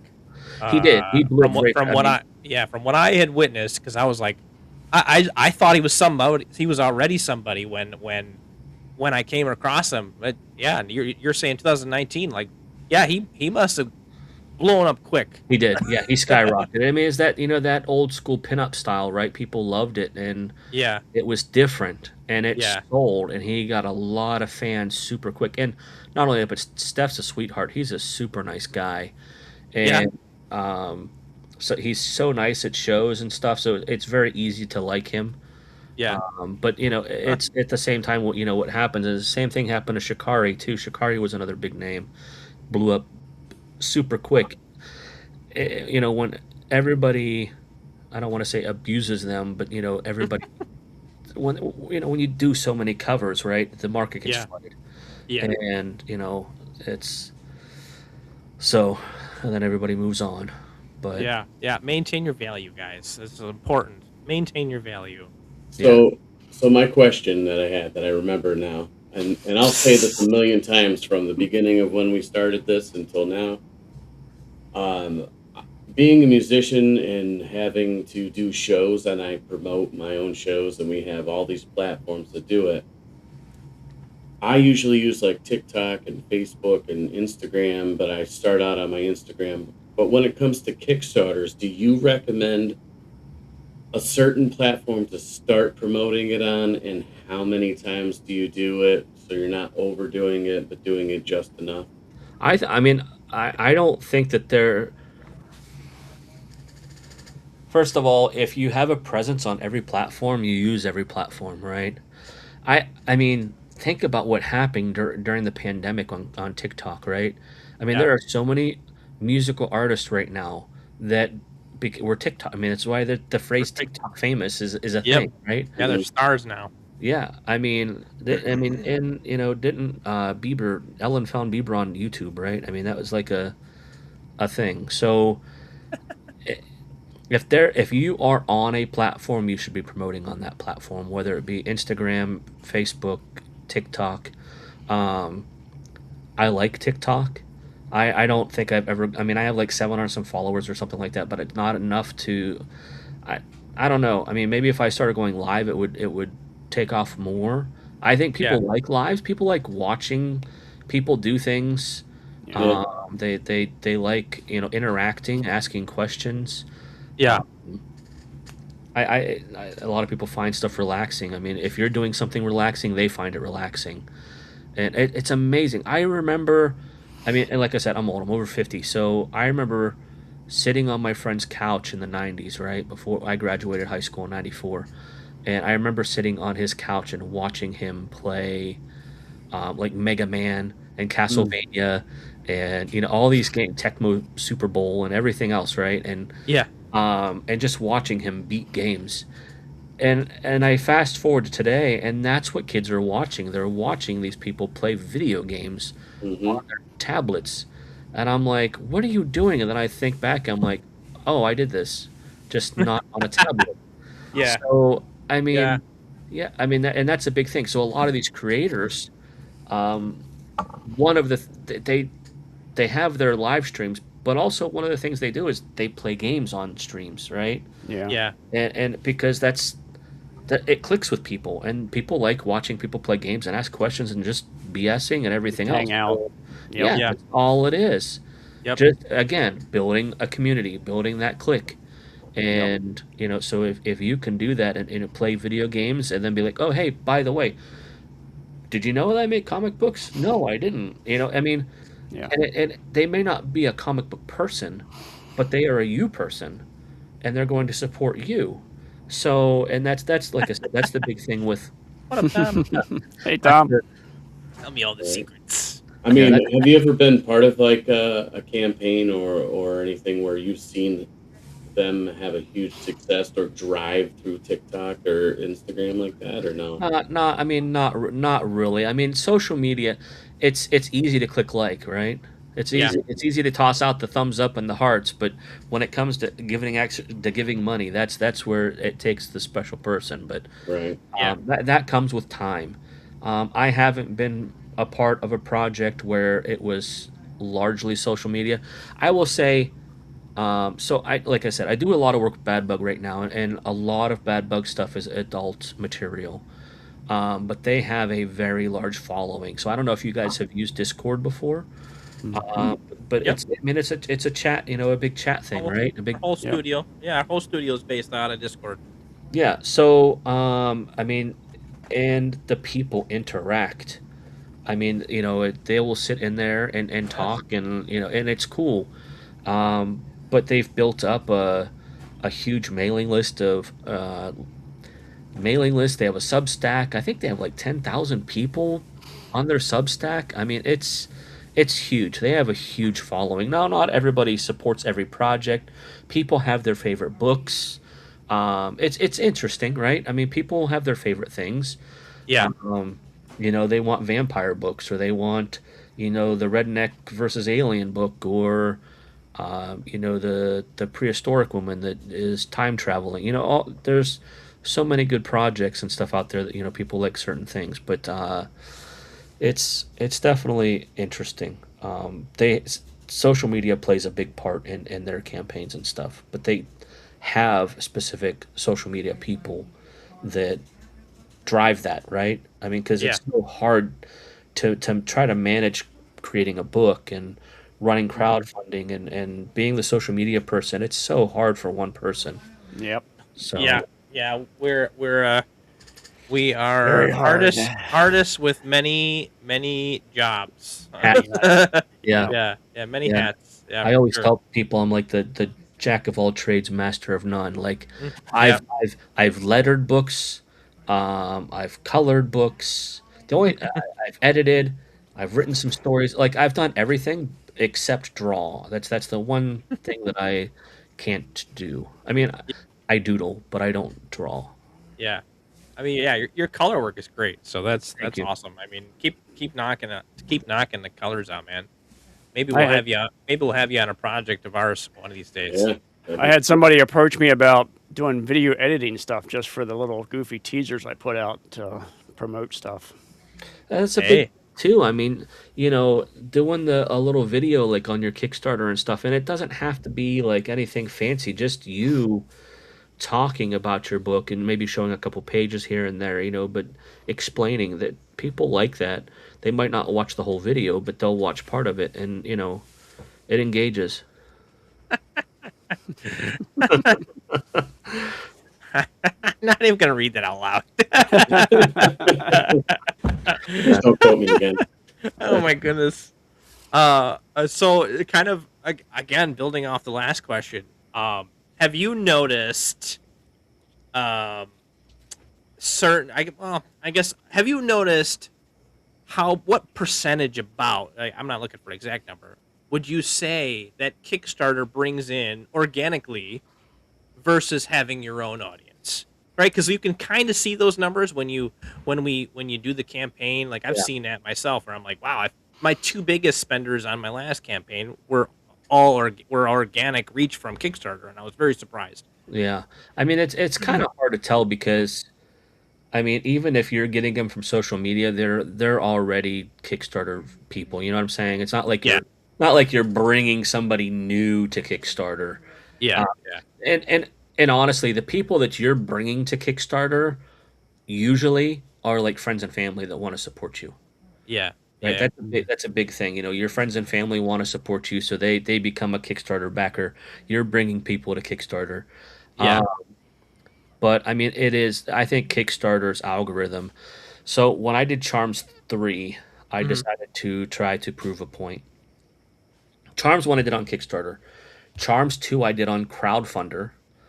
And then Charms 3 I did on Kickstarter, Crowdfunder, and Indiegogo. Okay. Mm. And I'll tell you, I mean, obviously there's a lot of different platforms out there. It's not just Kickstarter. Kickstarter is the one that's been around the longest. Yes. It's the one that has the most backers because it's user friendly. Yeah. And a lot of these other platforms, for a backer, it's a pain to just go back something. Yeah. And and Kickstarter they just started off on the right foot, and they've just amassed a big following. Yeah.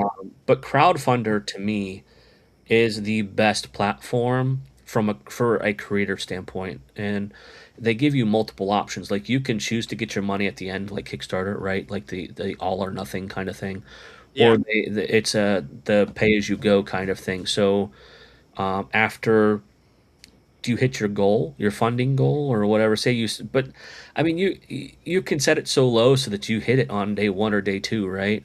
Yeah. And after that point, you get your money. That the money just comes to you. So I was talking to somebody today, and I basically said, I'm like, look, I'm like, if you have your book done and you're ready to print, you could print some copies, right? And launch on crowdfunder. Somebody backs you, you receive the money, you ship them a book. You don't have to wait.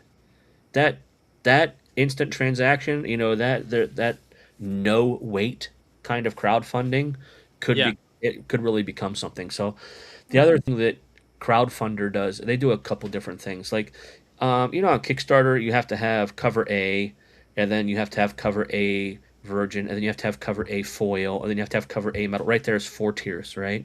Yeah. With crowdfunder, it's more of a shopping cart.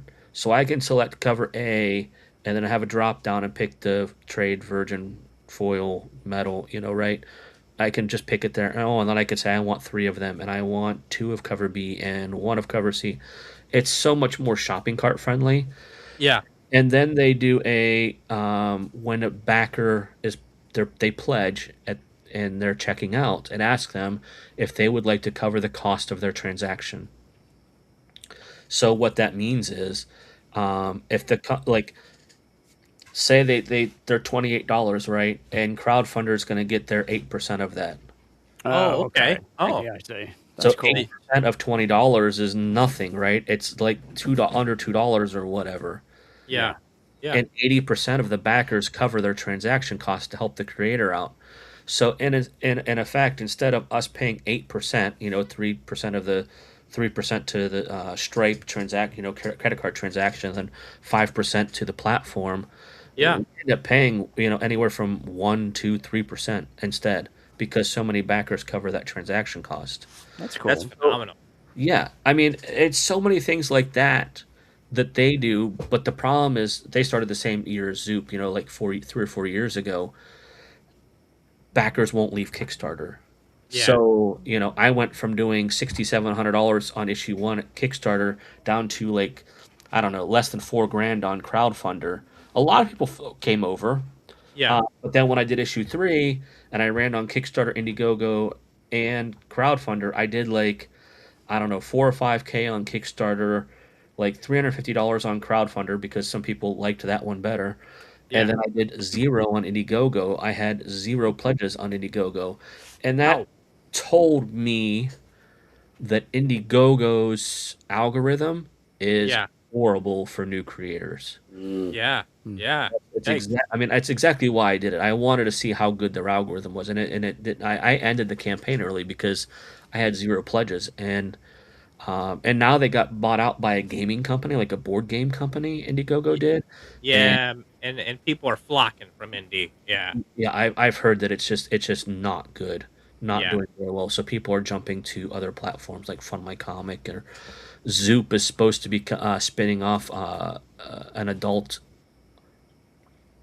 platform called Dues, which is like if you take Zoop and flip it upside down, it's Dues. Okay. But funny. that's supposed to be like a uncensored adult platform, but they're still working with they're not using Stripe, because Stripe is the one causing all of these issues, right? Yeah. It's crazy. Yeah, so they're using a different card provider, and that provider they're very nervous, right? I mean, if we think about it, I was part of 2 campaigns. I helped a guy do a campaign, Serum, and he made, I forget, 20K, something like that. And he was supposed to be fulfilling it, and I assumed he was fulfilling it. So we launched another campaign, and he did over 30K on that one, and then disappeared. And I'm just like, dude, my name is on these campaigns, and people are like messaging me like, "Where's my stuff?" And I'm like, "Look, I'm a collaborator. Yeah. No one got paid. Dang. No artist got paid. The guy just took Man. it and disappeared." Wow. And then he would give updates every once in a while. He'd give an update, like, "Oh, I've had a family issue, and we're gonna get to this. We're gonna get to this." Like, string people. It's been 2 years now. Now people have just given up. But those that's the reason why. And they were adult books, right? So they flagged as adult books. So to Stripe, when Stripe sees all these refunds coming in for adult material, it's because of guys like this that have $50,000 worth of people wanting refunds, Yeah. that cause the issues for everybody else. That's Yeah. what's happening. Wow. And these other, so they consider, adult material high risk because of the, and think about, someone, a husband goes out and buys something and the wife's like, what's this? And the husband's like, I didn't buy that. Well, you need to return it, so that's what happens. And that's why it's considered high risk. And then, so yeah, trying to deal with a different payment processor is a pain because they basically say, we don't allow crowdfunding. And it's like, okay, it's not crowdfunding, it's a pre-order. And so you have to change the wording, and Yeah. you have to guarantee it's not a, if this gets funded we ship books. No, it has to be funded no matter what. No matter what, once you launch, you have to do it no matter how much you make. So that's kind of one of the agreements that they you have to make with them. But Interesting. Yeah. Interesting. yeah, Huh. that's just those payment processors, right? I mean, it's, everyone, Stripe went after OnlyFans, several years ago, right? And so now OnlyFans uses Stripe for safe for work stuff, and then they use different payment processors, several different payment processors for the adult content on OnlyFans. So that's how they got around it. Weird. Yeah, and Stripe's Weird. gone after Patreon. They've gone after Gumroad. Yeah. I mean, they've made these companies change their terms of services, to basically cripple. Stripe, the big Artist. bully. The big bully. But And it's- honestly, I don't know. At the bottom line, really, like, how awful is it to the creators and industry? well, we get around There's it, right. There's ways around it. There's ways around everything, and Yeah. then people get upset, and they just, again, like, kind of like OnlyFans did. They just had to Well, switch their payment processor And the at a annoying certain thing point. about Kickstarter is they could very easily just put age verification on the platform. Yeah, But they won't do it. I mean, they want to be family friendly, but at the same time, you're doing comic books. How many kids are on Kickstarter buying books on Kick? They're just not. Right. Right. Yeah, So no, it- well, yeah, it doesn't make sense either, right? Like, yeah, it's weird. I think you should probably have to have an age verification on pretty much anything on the internet, to be honest with you. yeah. That's, Oh no, that's for a sure. personal opinion, Yeah, right? yeah. Because I have children, and the internet, no matter how safe it looks, is not safe. Right. It's not. I mean, we're finding out now about Roblox, this kids game. oh, it's That you would have never thought. You would have never Never. thought that Yep. there are predators on this game that these kids play with There's a their lot other of with their bullying friends. on there too. Lots. Yeah, My yeah. kids You would would never- Yeah, Yeah, you but would never guess. Kickstarter could very easily add a little checkbox, to on when you're creating your campaign that says, I need age verification, and then maybe even charge you, a $50 fee or something like that to cover the age verification. I mean, most people would do it. Yeah. I mean, to have that safety net for Stripe to not bug you. I mean, so many people rely on this money as their income, and to have that, anxiety of losing that income is, I had a guy, he got suspended, and he's like, I needed that money for my my income taxes. He's like, what am I going to do? And he ended up contacting all the people that he had backed his campaign.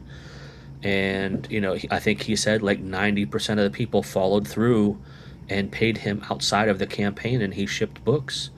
So it worked out, right? Because he didn't have a fee from Yeah. Kickstarter, so it worked out in his favor. So Yeah. That stinks though. I mean, that I don't know, that would sketch me out, honestly. If someone's like, "Hey, well, my money is being tied up. I need you to pay me directly." well, I mean, I that think would be sketchy. yeah, I mean, but I mean, for a new person, yes, but these folks have backed 5 or 6 books from Gus. Yeah. Yeah. And these guys are buying commissions from him and Yeah. stuff like that. They're spending lots of money on art. Yeah, So yeah. That's cool. That's cool. trustworthy. All right. That we're just about over our time. More Guys, trivia. I demand more trivia. No. next week, next Tuesday, 8:30, we'll have more trivia. Guys, you have any other questions for Russ before we disappear for the night? Are you guys working on any books? Do you guys have any campaigns coming up? I Yes, do. Brian does. Yeah. I Yeah. have a feeling that Brian may be reaching out. Yeah, I might be doing that for sure. Or Brian, I should say Brian's friend might be reaching out, right? Yeah, Right. my friend. Yep. Yeah. His friend, he says. I might just be there as a liaison. Just Yeah, right, the right. bridge. Yeah. Make sure you Be don't on the miss call. anything. Yeah. Yeah, I mean, I got my book that is all written. Now it's finished, but the first time I did my Kickstarter, it wasn't completely done. But now the first issue is completely ready to go. I Yeah. got some print samples, so I know how it looks. I corrected all the color issues and stuff. Okay, so did your first campaign not fund? Is that what? It did not fund, and I went Okay. a little bold on what I was shooting for. And this time, what I've learned is to shoot a little bit lower, maybe kind of minimize some of the tiers I did. Yeah. Plus, you've given me a lot of good ideas, like how to break out my tiers. But I think I'm going to go for a more kind of modest starting price, and then see. Like I've seen people do lower prices and then just skyrocket way above it, which would be great. Yeah. No, But you definitely don't. But what you don't want to do is say, say you're going to have 60 backers. You don't want to do, 8 books, or a book for $8, Yeah. right? And you only make $480. You want to make sure that, you know, you want to be comparable to what other people are doing. You don't want to undersell. You want Yeah. to be right where you're supposed to be. Yeah. So that's important. That way you can collect what you need to collect. on the price per book, you mean? Yes. Yeah. Yeah. Yeah, I think I was trying to do a lot of that stuff, and I thought at the time, some of the people that like when I looked at Kickstarter, I saw a lot of variations on like books that looked a little bit more professionally put together, and some that didn't seem like they're not quite there, and I kind of lean mine towards the ones that are more professionally prepared. And I Right. thought, well, if I'm gearing For myself good reason. if I'm gearing myself with them, what's their ballpark? And that's kind of where I got my price for my campaign that I was doing. And I think maybe because I'm new and I didn't have all the backers set in, which they already might. And maybe that's why their books are more professionally look the way they do, is that they've been in the business for a while, and That's right. Yep. yeah, they have connections. And maybe I didn't. the other thing is that don't sell yourself short, right? Yeah. A lot of artists do cover swaps. So reach out to people and be like, "Hey, I'll do a cover. Yeah, I'll Yep. do a cover for you. You do a cover for me," kind of thing, right? So Yep. you find some artists that you like and that are in a similar price range to you, kind of thing, and just be like, "Hey, let's swap covers for your Kickstarter. I'll do a Yes. cover." And, So the surprising part about Brian's was, so he had a cover done by me, which not a big deal. Yeah, just saying, just put that. But so he had my cover variant, and then he had a cover he paid pretty good money for Sean, from Sean McManus. Yep. Which I was like, wow, that's pretty awesome. I mean, Sean's not a nobody, and that's just almost the perfect target audience for what Brian does. That didn't really seem to do much, unfortunately. And I don't know if that was just a lack of people knowing it was there, that it existed, or whatever. And I don't think that's it to any fault of Brian's. Maybe just at the time of like you were saying, right? Like there's just that the audience wasn't built there yet, to the point where he could get what he was asking for, or whatever. But yeah, it was kind of surprising. I mean, he was pretty close. it's a couple things. So the first thing is, right, you're correct, and that maybe people didn't see it, right? So you want to make sure that these artists that you're doing these swaps with, are sharing your campaign as well. I'll Yeah. share your campaign, you share mine, right? Yeah, Not yeah. just you did a cover for me, I Yeah. need you to share it and help me promote it as well, because it's Yep. it's a team, right? It's a network. Yep. And then the other part of that is not every artist sells well on Kickstarter. I just watched someone spend a bunch of money on a Marvel artist. Mm-hmm. I don't remember who it was, but I mean, Marvel artist. I was part of a campaign before where the person was using like Wills Portaccio and Andy Savak, just a bunch of artists, right? A bunch of Marvel Yeah. artists. Like Yeah. old school Marvel artists. They did not translate to Kickstarter. Those are mainstream guys, right? Those are the guys Yeah. on comic book shelves and stuff, Yeah. Yeah. not in Kickstarter. Kickstarters, you talk about Mike DeBalfo and Eric Basildua, Ebass, Yeah. Yeah. Tristan Oh yeah. I forgot about Eric. Thompson. I mean, just they're Brian Mariglio, Al Garza.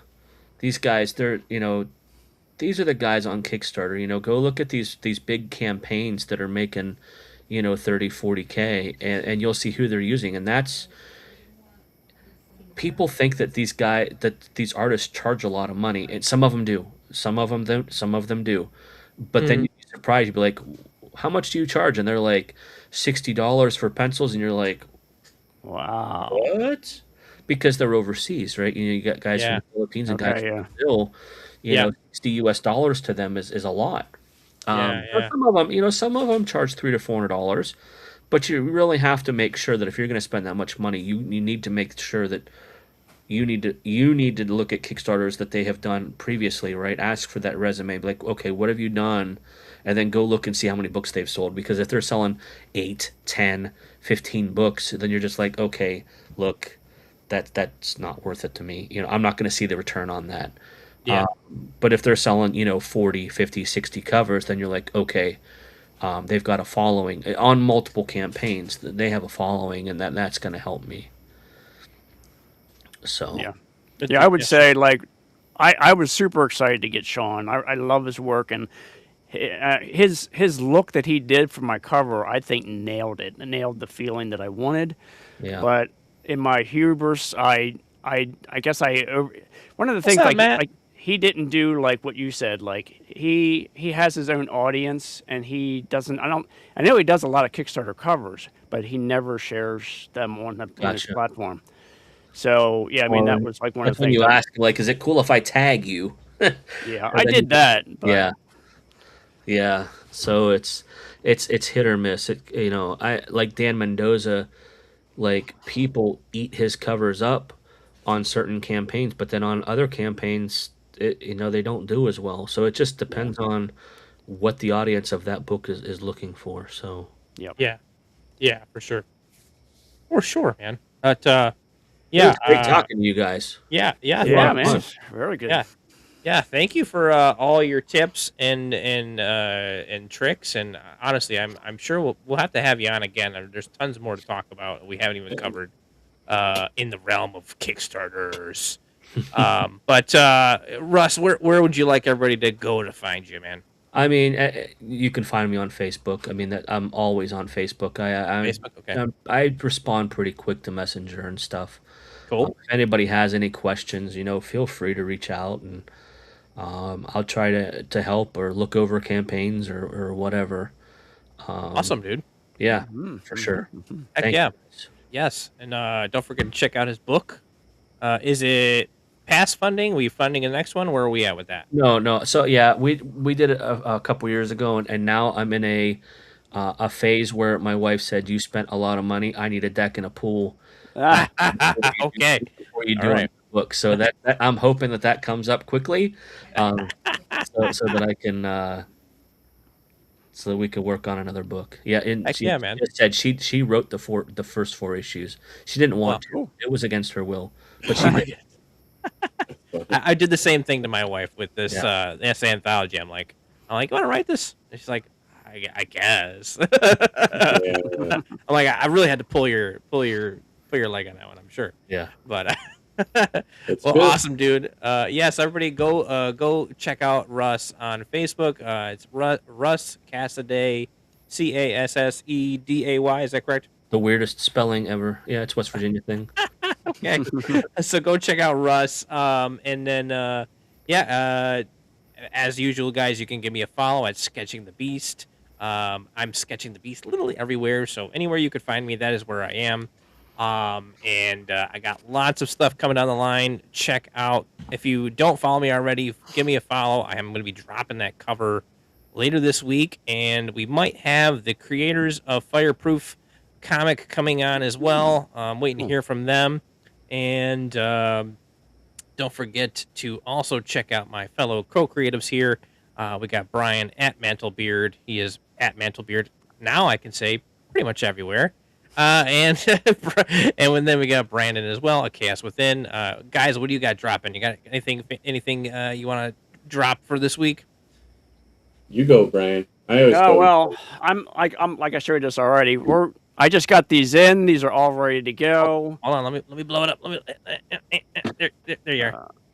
Ooh, look at that! Look at that cover. Ooh, Yeah. Really cool. ooh. That is So awesome, we've dude. got those, and we've got Perfect some very- time for the Lanterns show, by the way. Yeah, how about that? Yeah, We've got like different variations on that one. Oh, we do have like a magma foil. We have that's one that's like a leather embossing kind of thing that we did. That dude, you got to send me a picture of that. I want to it's see how the super leather wild looks. look. And the Is it? reds in that like are super deep and saturated, and it looks wild. Is we Kyle, got- that's Kyle printing at Artist Express? Do you know? Did those ones come from Ready Comics? I think Ready Comics. Oh, Yeah. Ready Yeah, he Comics, got mine okay. from Ready Comics. Yeah. Yeah, so it's interesting. So printers, you've got Ready Comics, Artist Express, Yeah. and then Hero and Villain Design. They're all in Phoenix. Oh, okay. Oh, are they? So didn't know that. Anthony Delaney, Yeah, who helped Artist run Express. Artist Express, Yeah. worked at Ready Comics under Greg Forshee. And then Okay. Steve Crawford was there as well. And then Anthony left to start Artist Express with John, and Steve Crawford went and started Hero and Villain. Yeah, so they were all part of Ready Comics in the past. So Wow. Weird. Cool. yeah. That's crazy, dude. And they got to be figuring out how to stay competitive with each other. Oh, they I do. just They gotta- all do different things, right? I mean, Ready's big thing is Coffin, right? They do Coffin Comics, so they Yeah. do Lady Death. Oh, So okay. I didn't know that. Yeah, Ready Comics is big. They do Lady Death, and they have a offset printing kind of thing going on that makes so when you print thousands of books, it becomes way cheap. So Yeah. Yep. Yeah. We were looking at pricing between a couple of them, and there was Artist- a couple. Artist We Express just dropped their prices about Yep. $1 a book yesterday. I just got that email. I was just checking that out, so we got to kind of reevaluate that. But we're not there for the printing part as far as our book goes yet. So we still got to draw the art. The art comes next. We're doing all our concept stuff. always good to keep things in the back of the head, though. Yeah, Yep. right. Yes. And admittedly, Brian has been doing a fantastic job of kind of figuring a lot of that out for us. So it's nice. It's nice having kind of partners in crime as far as creating a book and doing things. It's not like one guy's doing it all, right? So Yeah. it's nice. Oh, for sure. I mean, at some point that won't be the case, where we will all be back doing our own things. But it's nice. It's nice to have a little extra hand to lean on. But so we got lots of coming down the line, guys. So give us all a follow. Brandon, what do you got coming up, boss? So it just went into print, but I also have a Moppet cover coming.